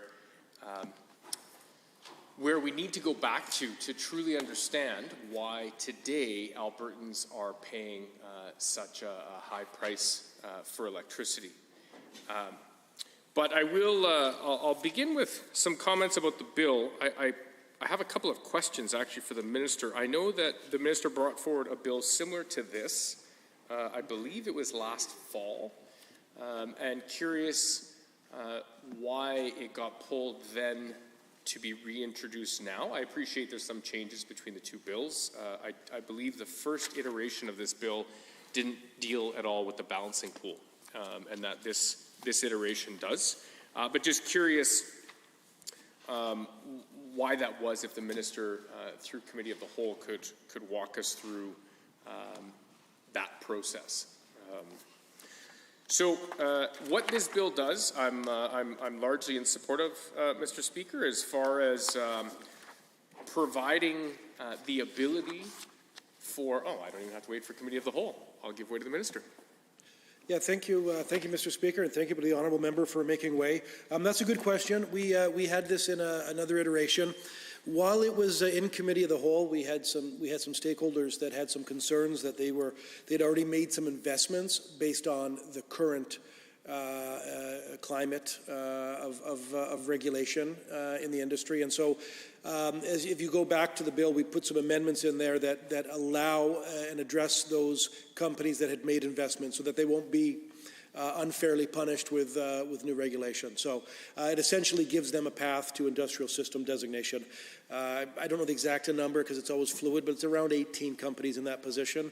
And then, as you know, we prorogued, and so we had to start again. And this bill 86 has now become 22. But there was a second question, and it escapes me, but it'll come to me, and I'll stand up on another intervention later on. Thanks, Mr. Speaker. Okay, thank you, Mr. Speaker. And through you, Mr. Speaker, to the minister, I do thank him for his comments and response. And it's quite nice to actually have an exchange where we're talking about policy.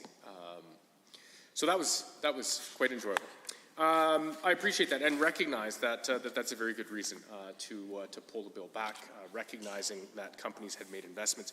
I know for a fact, and I'm curious, and if the minister has an answer to this, I welcome him to stand up, and I'll take his interjection. I know Amazon's AWS has made an announcement to invest significant dollars in Alberta. It'll take a period of about 14 years to get the full investment, but I know they've already begun, and in fact, I found it fascinating to learn that their 3 facilities are powered by solar, and so they've invested significantly in a number of different solar farms. And so curious if I would imagine and hope that this bill in its current iteration has obviously recognized that investment to ensure that that will be accounted for. I found it fascinating that Amazon, and I sat down with AWS, I found it fascinating that their plan to go, using renewables to power all of their facilities by the mid-20s is incredibly ambitious. But kudos to them, Mr. Speaker, for doing that. And so their 3 facilities that they are building are all going to be powered by renewables. And so I think, I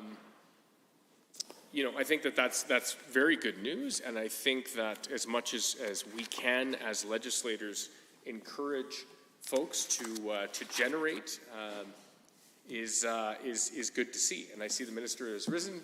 I will give way again. Thank you, Madam Speaker, and thank you for giving way to answer the question. And I won't speak to specific company specifics, but I'll say that the legislation was written so that if a company was doing self-supply with export on January 1, 2022, they are the ones that will have that path to ISD status, Industrial Systems Designation. If there was companies that start doing it after that, then they will not have that same path to ISD, but they would be welcome to apply for it.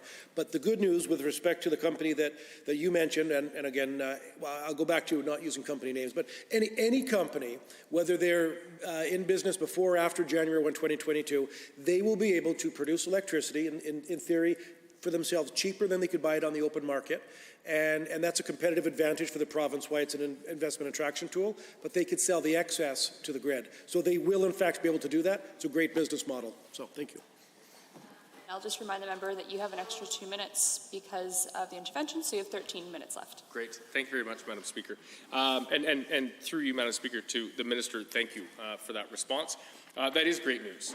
And I do agree with the Minister that this is an additional competitive advantage for Alberta as far as companies being able to generate their own supply and then sell excess to the system. Because I don't know how many jurisdictions have enabled that, but I would imagine that Alberta is one of the few that provides that ability to companies. So that's wonderful news, Madam Speaker. And so, as I said at the onset, I don't have really any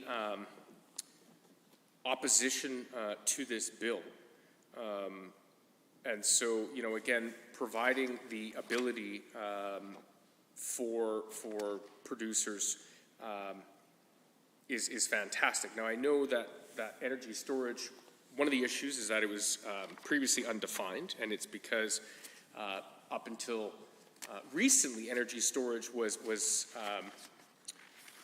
well, it wasn't possible for to store significant amounts of energy to be used later on. But again, of course, with evolving technology, that's changed significantly. So it's good to see that our electricity statutes legislation is being amended. So I do want to talk a little bit about, because I know, Madam Speaker, that when we go back and forth, there are comments that are made as far as the current reasons for why the current price of electricity is so high. And I just want to comment on that because it goes back to actually before my time in this chamber, but also when I first was elected in this chamber, there was a number of debates that occurred about the transmission lines being built. And I'm even going to reference a couple of articles that were written a long time ago. And so, Madam Speaker, back in, let's start in 2009 with Bill 50 under the PCs. That legislation was completely contentious. And in fact, my colleague referenced Joe Anglin. And Joe did make a political career out of fighting against the government's incredible overbuild in the electricity system. And it started back in 2009 when the PC government brought in legislation that removed the obligation the government had for public hearings around new power lines. And of course, when we're building power lines throughout Alberta, where are they being built? They're being built through rural Alberta, through people's yards and acreages and farms and ranches. And so there were a lot of very angry Albertans. In fact, I remember the member from Northwest telling me stories about going to town halls where Albertans were irate with the government about this bill, about Bill 50. I encourage members to comb the media if they're interested to see just how upset Albertans were the fact that the government removed this obligation to consult. So that was one of the first steps that the government did in the overbuild of the transmission lines. But I'm going to give a shout out to our former leader and my former colleague, Brian Mason, who in 2011 was sounding the alarm bells that the transmission lines that the government claimed were necessary to prevent rolling brownouts, which was hogwash, Madam Speaker. It was not true. That was not the reason for the massive overbuild. The massive overbuild was, in fact, because the government was planning to sell electricity down into the states, but didn't want to admit that. And so, back in 2011, and I believe my colleague, the member from Lethbridge West, has already tabled these articles because I know she's referenced them.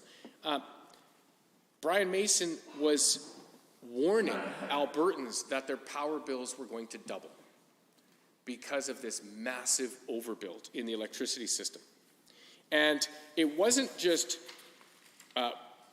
Mr. Mason that was calling for it. He looked to a study that was done by the Alberta Direct Connect Consumer Association. And the study indicated that power bills were set to jump 65%. And so that was in, I believe it was an April article. And then again in May, another article, news article, talked about, again, how much power bills were going to jump. And I can tell you, Madam Speaker, that I encourage government members to look back at Hansard, because I'm also on the record in this chamber talking about how that massive overbuild was not only costing Alberta taxpayers at the time, but that it was going to cost them on their monthly bills. And again, this started, before my term in 2012, but this continued through 2012. As these commitments were already made, it was already out the door. To cancel them at that point would have costed Alberta taxpayers even more without the lines being completed. So it was a lose-lose situation that we were in. So that's a bit of history that Albertans need to be reminded of, Madam Speaker. The other part in when we talk about the coal phase-out and transition off of coal, that file I was heavily involved with when we were government, Madam Speaker. In fact, I toured the province and spoke to Albertans in town halls throughout the province. And what I reminded Albertans about, yes, we were accelerating the phase-out of coal. Companies had a 12-year runway from 2018 to 2030 to phase out coal to transition to natural gas. Now, interestingly, companies have accelerated their phase-out, and in fact, I believe Capital Power has their final facility converted by next year.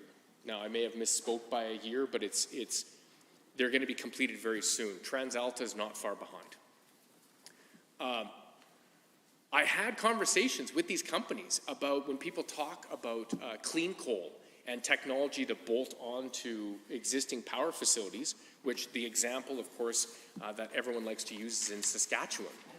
The cost of that is prohibitive, to the point that companies told me it's less expensive. It makes more sense for us to transition to gas right now rather than invest in an expensive technology to try to clean the emissions as they're coming out. The other thing that's interesting, Madam Speaker, is that Alberta had 18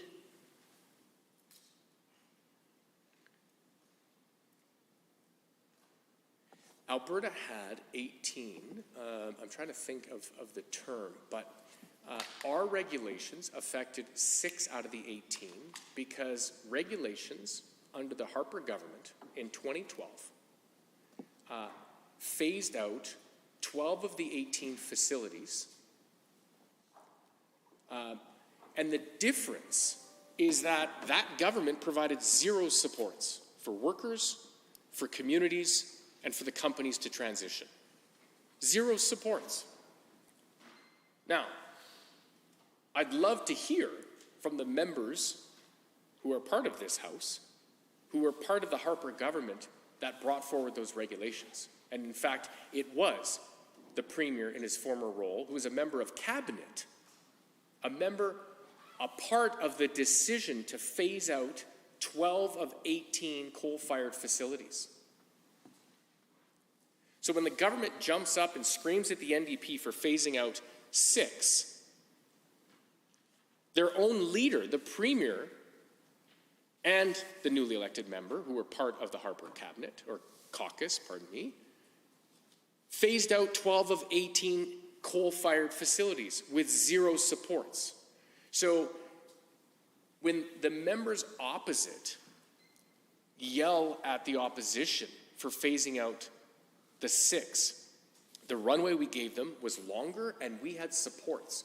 We had millions of dollars set aside for retraining, for those that were close to retirement to be able to top up their pensions so they wouldn't lose out on pension dollars, because the facilities, when they transitioned to gas, required fewer workers, about a third fewer. And supports for the companies to be able to transition. Now, the government shouldn't decry at all about supports for industry when they too have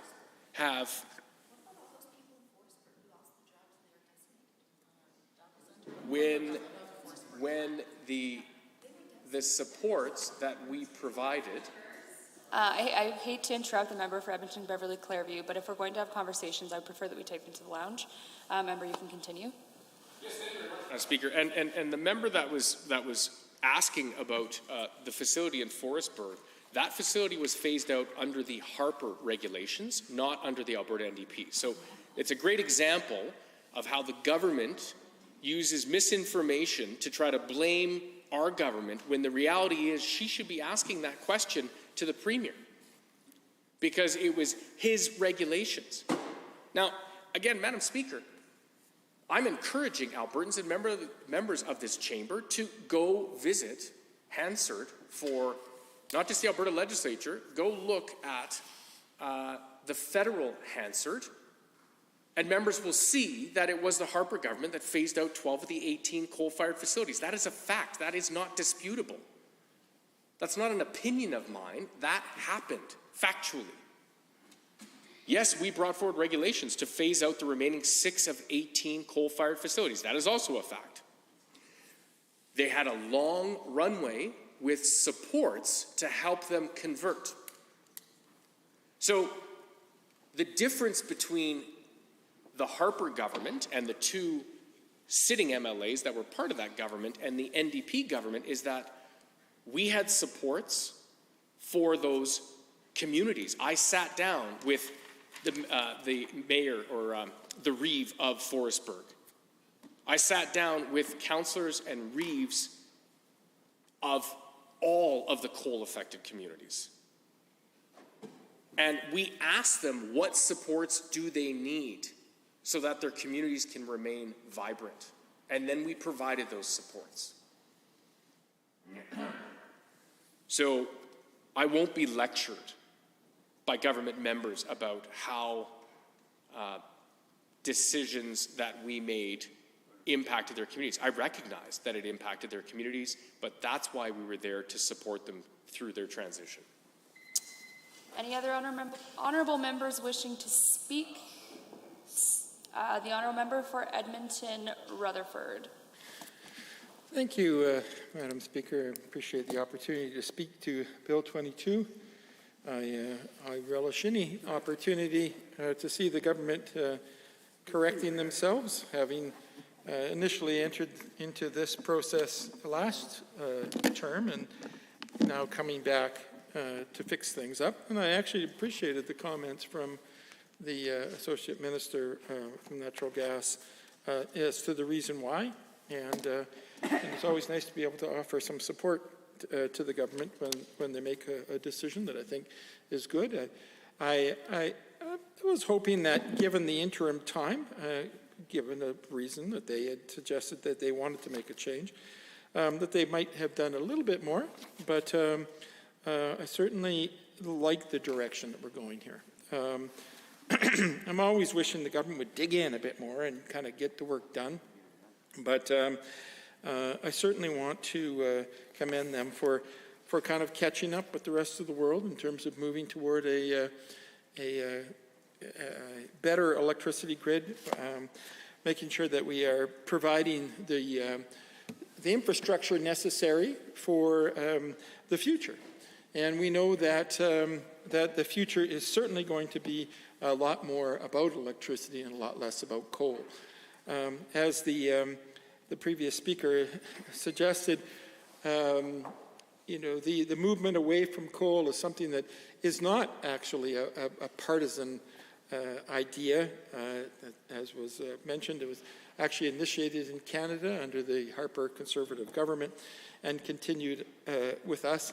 The major difference, of course, is that we actually did something to facilitate the movement forward in a positive way, both for people who worked in the industry and for institutions that are involved in the transition, whereas the Harper government simply didn't do that with the first 12 coal plants that they shut down.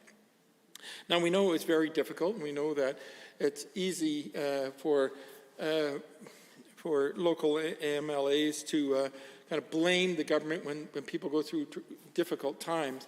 But I just want to, reflect on the fact that the Conservatives often suggest that people just need to learn how to retrain themselves and catch a new job. In fact, I think we had an announcement out of the Finance Minister's office recently that if you don't like the job you have now, you should just get a better one. So we certainly know that the stance from the Conservative side of the House is that things change, economies change, and that people just need to fend for themselves. And yet here they are in the House often complaining, as we just heard from the member from Camrose, chattering in the background of the last speaker, that individuals were hurt. It's funny that the government suddenly is concerned about that when they haven't been concerned about it with any of the other major transitions that have happened in society over the last number of years. But moving beyond that, let's talk about the positives that I see moving forward here. I certainly like the move toward electrification being done in a way which is responsible and inclusive and forward-thinking, future-oriented. And I know that it certainly was the direction that we had taken on this side of the House, both when we were in government and currently, in that we have had since we first became into government, a very extensive climate leadership plan that was ably brought forward by the then Environment Minister, which actually made some huge steps forward in our electrical grid and our joining the rest of the world in doing the two very important things, that is creating work and industry here in the province of Alberta and taking care of the environment simultaneously, which I think was quite effectively done under the Climate Leadership Plan under the previous Environment Minister. And there's some, there were some real specific benefits that came from that kind of a plan. I was very happy to see the Renewable Energy Program auction for provision of energy into the electrical grid for renewable energies, and I can tell you as someone who was watching that bid happening for the very first time and wondering what kind of a price we would get out of it, we were ecstatic to see the price that was being offered by international corporations to provide electricity in the province of Alberta at a rate that was actually better than many other facilities such as coal or even natural gas, and all being done by wind, which had multiple benefits. One, of course, is the intended benefit, and that is to make the shift toward renewable energies because we certainly care for our children and our children's future. And we love to see anything that's done to ensure that we can decarbonize the environment and provide for our children to have a good life as we ourselves have been able to have, but unfortunately we've kind of set them up a little bit with the climate, and we need to do something significant about that. But not only was I thrilled with the movement forward because of the environmental benefits of it, but I also was thrilled because we really gave a boost to Alberta's renewable energy sector.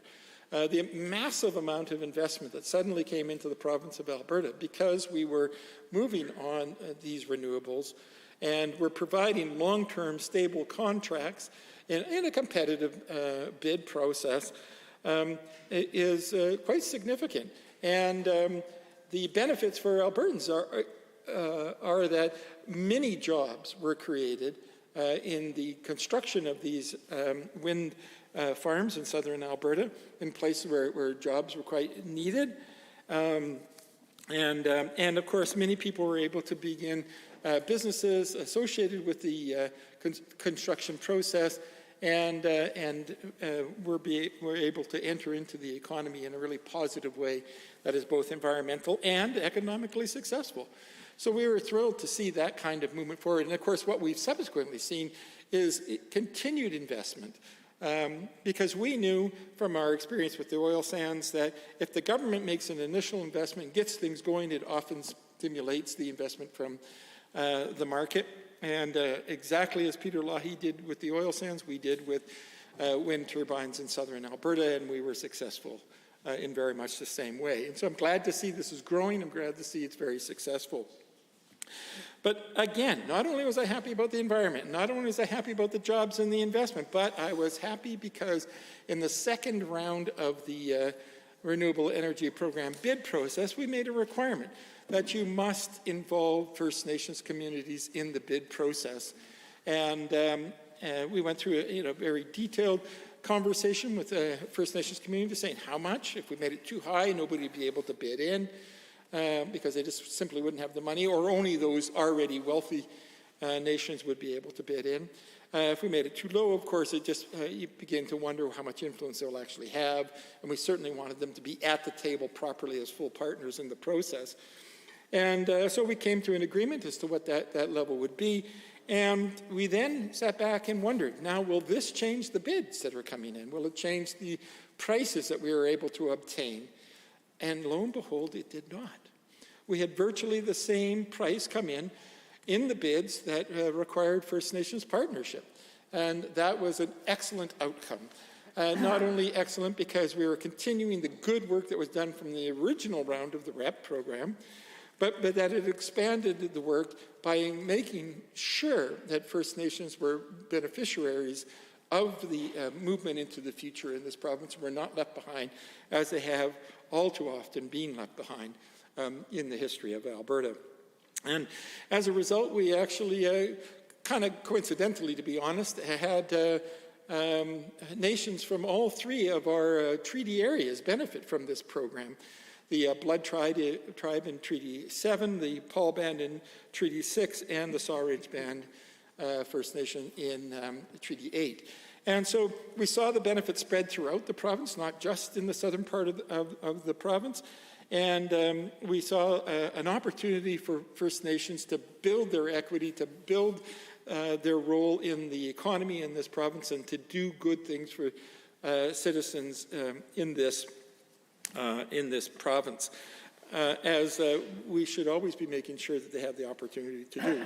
So it was really a successful process.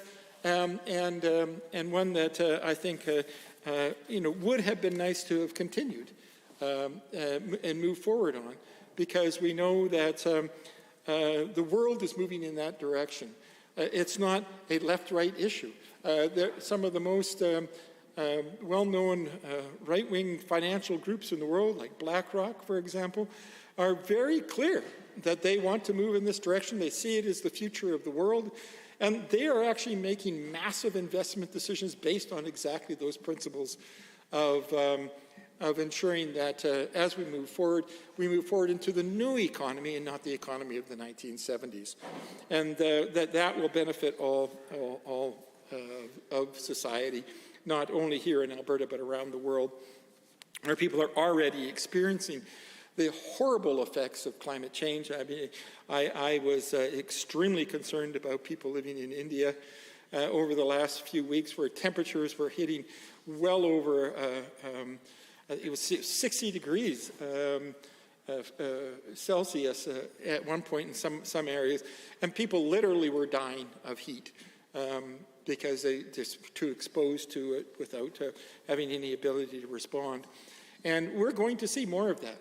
All of the research indicates that that is the direction that we're heading, that we're going to see more climate disasters, and that's going to not only be horrendous for the people who experience it, but it's also going to be very, very concerning for economies around the world who are going to have to adapt to it. So it is responsible for governments to make the choice to adapt to it now, so that the big financial hit doesn't come at the last second when too much work is required to move forward, and we just simply do not have the resources to do the things we have to do.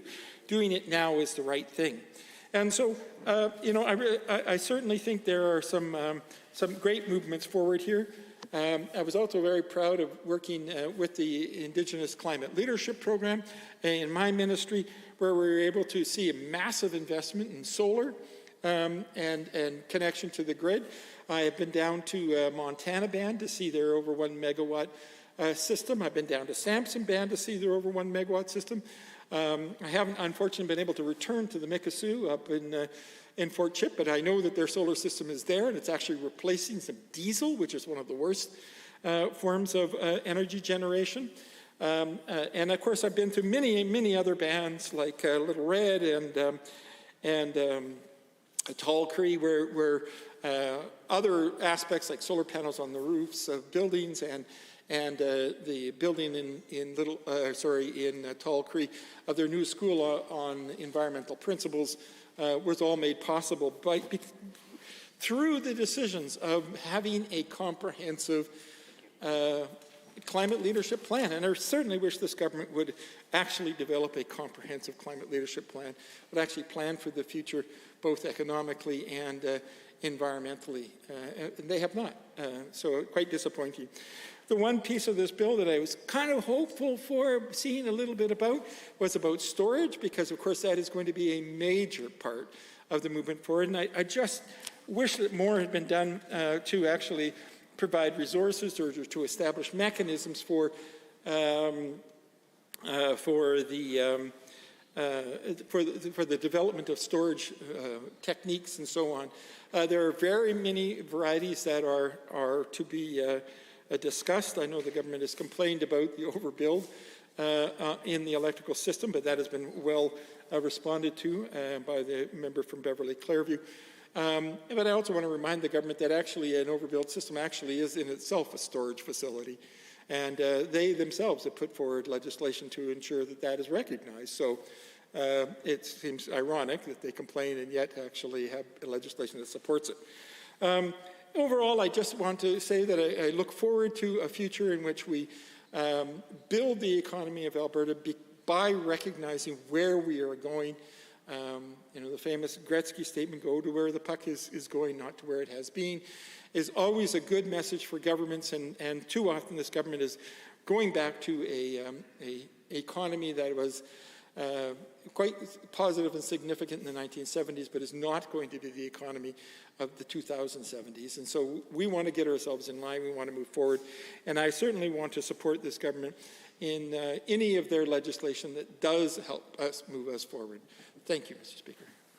Honourable members, are there others wishing to join in the debate? The Honourable Member for Edmonton Castle Downs. Thank you, Mr. Speaker. It's my pleasure to rise this morning to speak to Bill 22, Electricity Statutes Modernizing Alberta's Electricity Grid Amendment Act 2022. I have to say that, you know, as a child, I grew up in a home that we frequently spoke about electricity. My dad started to work with what was then Calgary Power in the 70s, then transitioned to TransAlta, and then after TransAlta transitioned to Fortis. And so when I was a kid, electricity was something that my dad was very passionate about and something that we talked about quite frequently. I grew up in Whitecourt, and that's where he worked with TransAlta.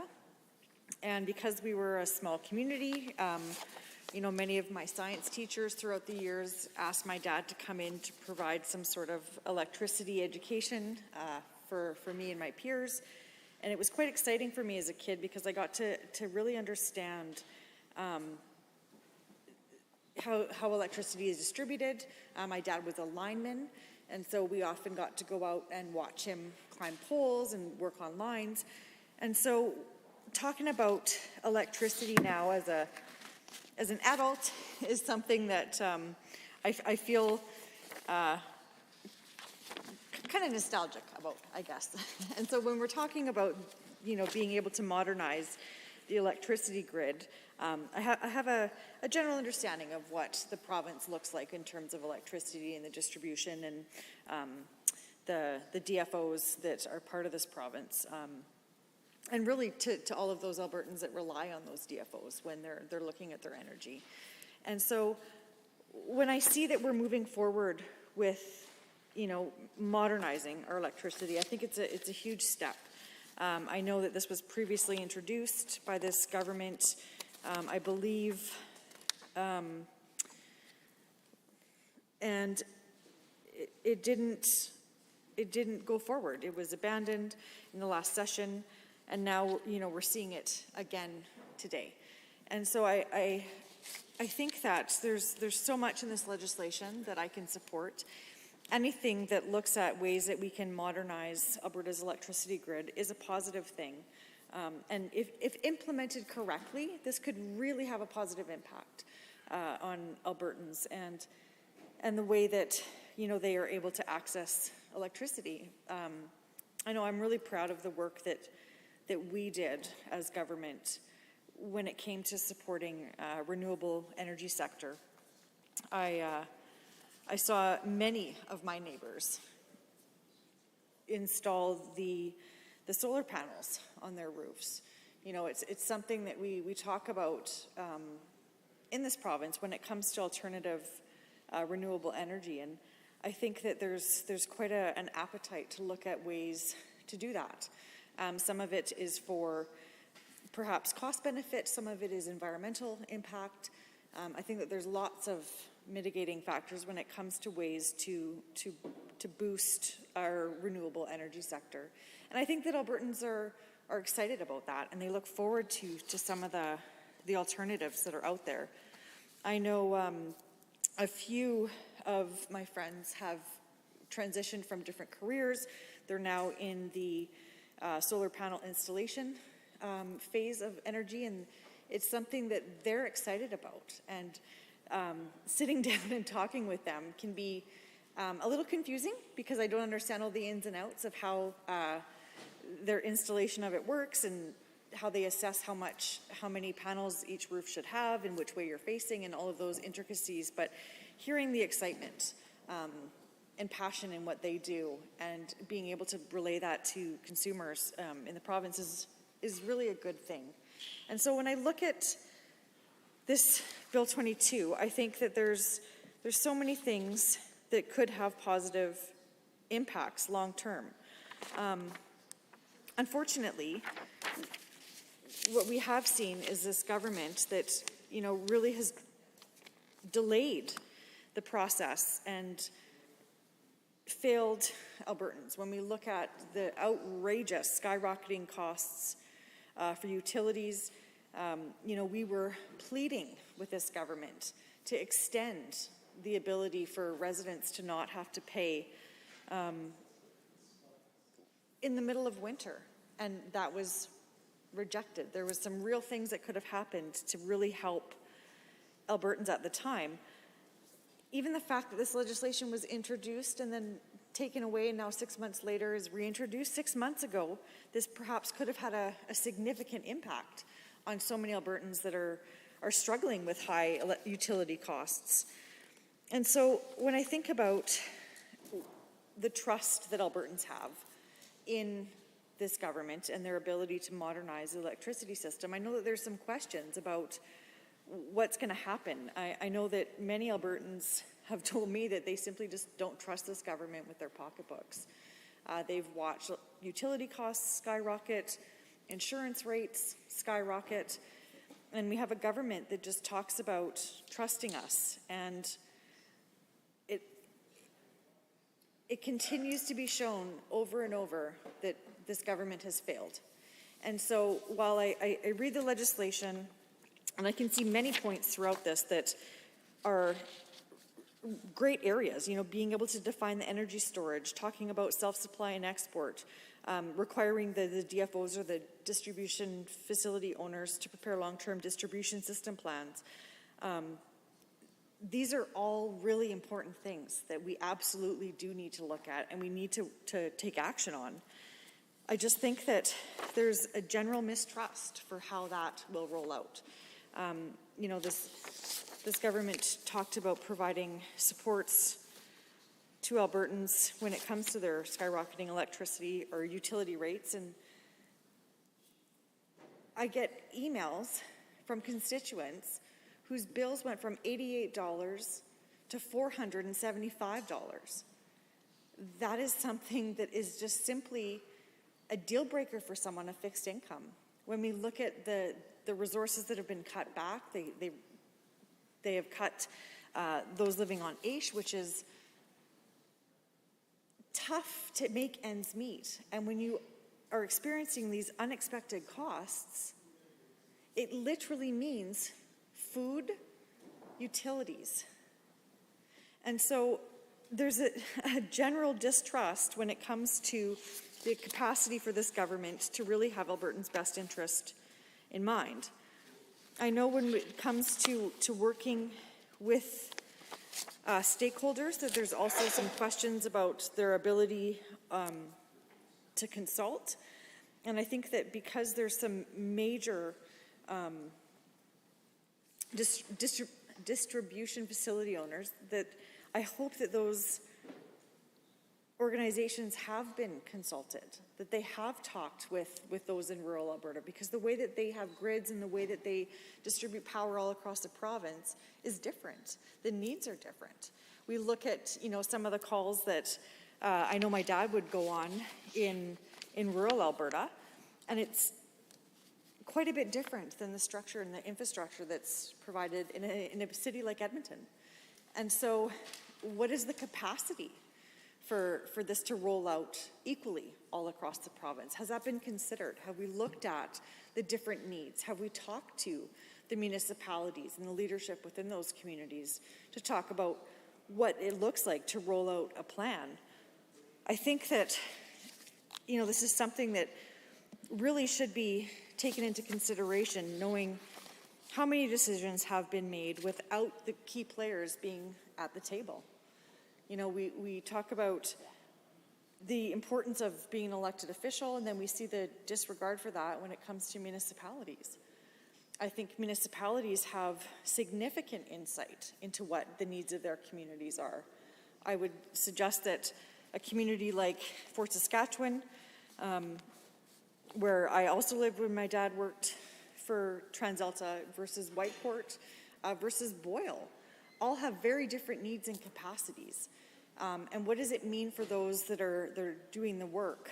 Have they been talked to? When they're talking about doing this rollout, is it with those that are doing the work? Has it been in consultation with the municipal leaders and how it will look in their communities? Because I think that something that we can all agree on is that adding more energy storage to the grid is a wonderful thing. We support that. But what does that look like for different areas in the province? I think that, you know, something happened between the introduction of Bill 22 last fall, that ended up dying on the order paper, and then today with Bill 22, what happened in that time period? Was there information that, you know, was absolutely needed that came to be, and now we're going to see it in here? Was there things that government thought, okay, no, we were completely on the wrong track? We don't know what happens because it's this secrecy that's going on, and it's just not clear, Madam Speaker, what this government is doing to get direct support out the door. What's happening with the decisions around this piece of legislation. I know that it's concerning that there's this potential here for some great work to be done about modernizing our electricity grid. But based on the record of what we've seen over and over with this government is that they simply can't be trusted. And so I hope to hear throughout this debate, you know, some of those questions addressed. What happened with the previous bill? Why was it allowed to just die on the order paper? What's the difference that they heard in that time? Was there something significantly wrong with that piece of legislation? Did industry come forward and express some glaring issues? What caused it to die in the order paper, and what's now happening that's different in this legislation? I know that I can say that Alberta they're struggling, and when we look at utility costs and the outrageous costs that so many households are facing, something that is going to have an impact on that is welcomed. 100% I would support anything that's going to have positive long-term impacts. But we just need more information about what that plan is in this. It's easy to support the way that it's laid out, but I have this hesitancy when I look at the track record and how many times this government continues to let down Alberta families, especially in a time where the affordability is top of mind for so many. We have other pieces of legislation before the House where we're talking about the high cost of insurance. We're talking about just the general affordability and the concerns that Albertans are facing. And we're talking about them on this side of the House. Yet we're not seeing legislation that's actually having any long-term effect. And I really hope that we're seeing a modernization of our grid to add energy storage and really reduce costs in the long term. That would be the ideal outcome of this legislation. And I look forward to get some more information throughout the debate. I think that it's a wonderful opportunity to hear from all members about some of those details that are outstanding when we talk about, you know, being transparent and being able to really have a good understanding. The electricity grid in the province perhaps might not be an area that most Albertans truly understand. It's quite complex. And so when we're hearing this legislation is going to help, that's something that we truly want to be able to say it helps because, and being able to identify clearly what those actions are going to be, whether it's supporting infrastructure across the province, being able to look at transmission lines and what that potentially could be across the province. I know that there's some understanding about there being alternatives to non-wire, and I think that, you know, as a kid, I had a really clear understanding of what lines were across the province, because no matter where we went, my dad was able to identify. I worked on that line, and I think that there's some great conversations happening, and I just really hope that we're able to kind of break through that and get a good understanding. Thank you, Mr. Speaker. Thank you, Honourable Member. I see next up to speak, I see the Honourable Member for Edmonton Northwest. Well, thanks, Mr. Speaker, and I just want to make a couple of comments in regards to Bill 22. And there's sort of three areas that I am particularly interested in categorically, and that's, of course, transmission lines and generation and storage. And I guess I'll start with the last one because I find this intriguing how this bill is sort of setting up some frameworks for energy storage here in the province of Alberta, defining what energy storage could entail. And I would be curious for the minister to give more information about initiatives that this government and different energy companies might be pursuing to move forward on energy storage, because it's just a very interesting way to make a electric grid more efficient and take advantage of generation of electricity during non-peak hours, right? Because of course electricity is transported around the province or any given area, and the further that you transport that power, the more you lose through line loss and so forth. And so, to be able to build generation capacity in proximity to where the most electricity is being used is one thing, and then to build storage capacity in the same way, right? So that you have some storage capacity that's in reasonable proximity to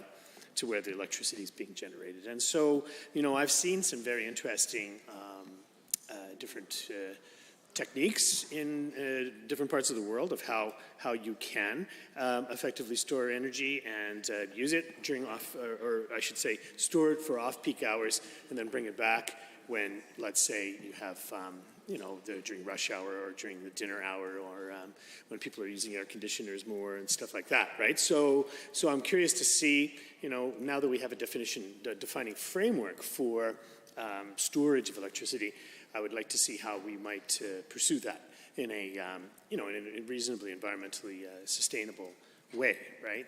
I think I can remember seeing one particular facility set up where they were pumping water during the evening and nighttime when the electricity demand was down up into an elevated storage facility, like a lake that was built at a high level, and then run that same water back down through turbines during the day, and so that you could have a cycle of power that was already generated and recycle it as hydro power, and then put that back into the grid. So there's lots of ways you can pursue this. Batteries as well is another one. In regards to generation, right, again, as we move away from coal, right, which is a logical and I think economic and moral imperative for us to continue to do. And I think we saw power companies, in fact, accelerate their conversion of generation from coal to even exceed the expectations that were set by our provincial government and the federal government, and to actually retool their generators, power plants even faster than what the timelines were originally. So you could see there was incentive and motivation to do so. There was good economic motivation and incentive to do so, and of course the expectation to decarbonize, right, is paramount. I find it a bit disturbing to see the minister, associate minister, and the premier talking about coal again and talking about clean coal. I mean, this is obviously the opposite of the direction of the world right now, and obviously the opposite direction of what is actually happening here in the province of Alberta. And so, I don't know what the logic is behind that, if they're just trying to plumb some depths of polling to try to secure votes based on false pretenses or something, because it certainly is a false pretense. You're not going to bring back coal generation. I mean, that would be insane, right? And so, any suggestion of that is dishonest, quite frankly, and I really think it should not be included in the debate around electricity any legitimate debate around electricity. And so the other parts that I had mentioned was in regards to generation and diversifying our generation capacity. And one thing that's always intrigued me for years, right, is for people to be able to generate their own electricity, not burning coal, of course, but through solar panels or other wind power and so forth, and be able to sell that power back onto the grid. And the degree to which you can enhance or somehow get people to do this, right, have incentives to do so, I think really can help to diversify our electricity grid. And, it's not just in order to decarbonize and to localize electricity generation, but it's a good safety net, quite frankly. If you have all of your generation eggs in one basket, so to speak, and then those systems fail, right, you get brownouts and blackouts, rolling brownouts and blackouts that really can cripple an economy and really send a bad message to investors if you can't keep your grid up, right, and running and diversified. And so anyway, my point is, Mr. Speaker, if you can incentivize people to put on, let's say, solar panels onto their home, right? Not just by making it cheaper to buy panels and so forth, which it is getting cheaper all the time, but also to give a differential price for that electricity that you're producing on the roof of your house, not just to use for yourself, which is yours because you generated it, the sun gave it to you, and away you go, but also to be able to sell that onto the grid, right? And if you can sell that electricity that is monitored from, to be coming from solar panels and sell it at a better price, right, an incentivized price for back onto the grid, then lots and lots of people will put on panels. I mean, lots of people are putting on panels anyway. I mean, it's certainly my intention to do so. I kind of missed the City of Edmonton's special deal. I think it was all taken up in about a couple of hours, right? They had a subsidy for panels and so forth. But I mean, it's just really, it's a great thing to do, right? I think it's a responsible thing to do. And by having a differential price, that in other words, a better price for the electricity you're generating off the roof of your garage, you will make it look more attractive for people to consider doing that, And I think that there's a lot of future in that as well. Another thing that we can do to help to maintain the safety and the integrity of our electricity generation system is to have more electricity generation capacity with smaller units closer to where it's being used, right? And you see in Calgary, for example, the power company there really doing that quite aggressively, building smaller generating units and around the city, and so that you're reducing line loss. You're not producing electricity all the way over in somehow in Hanna or just south of Hanna and bringing it all the way to Calgary. But if you have a smaller generating unit that's close to the city, then it's more efficient, and quite frankly, it helps for the safety of the integrity of the system as well. We have a lot of work to do for electricity generation and transmission and storage here in the province of Alberta. We know that at the much larger, higher level view, right, this is the future of how we build a more sustainable energy future for our province. And as you see, electrification taking hold, right? I know that other members were talking about, people building political careers based on, opposing the massive transmission capacity that the PCs were embarked on back 10 or 15 years ago. I mean, I certainly was part of that as well.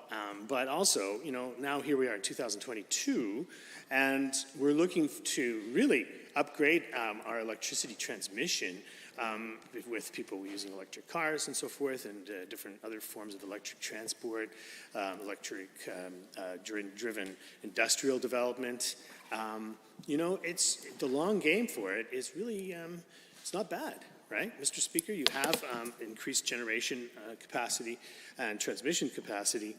We need to bring that down to a neighborhood level more, though. So I think that's the next step, right? I was listening to the radio the other day and, you know, talking about, well, you have one person on the block, say, who is plugging in their car in their garage, right? But what happens when suddenly you have 30 people plugging in their car in the garage on one block, and then suddenly, you know, that level of electricity transmission needs to be upgraded. And so I think I'm the first person on my block plugging in my car in the garage, and I expect there will be a whole lot more people doing it in the next number of years, especially with the price of gasoline and other incentives as well. And plus, you know, it's quite fun to drive. I have an electric hybrid. I hesitate to interrupt the honourable member. Understanding order, I believe 4 sub 2.1. We are adjourned until 1:30 this afternoon.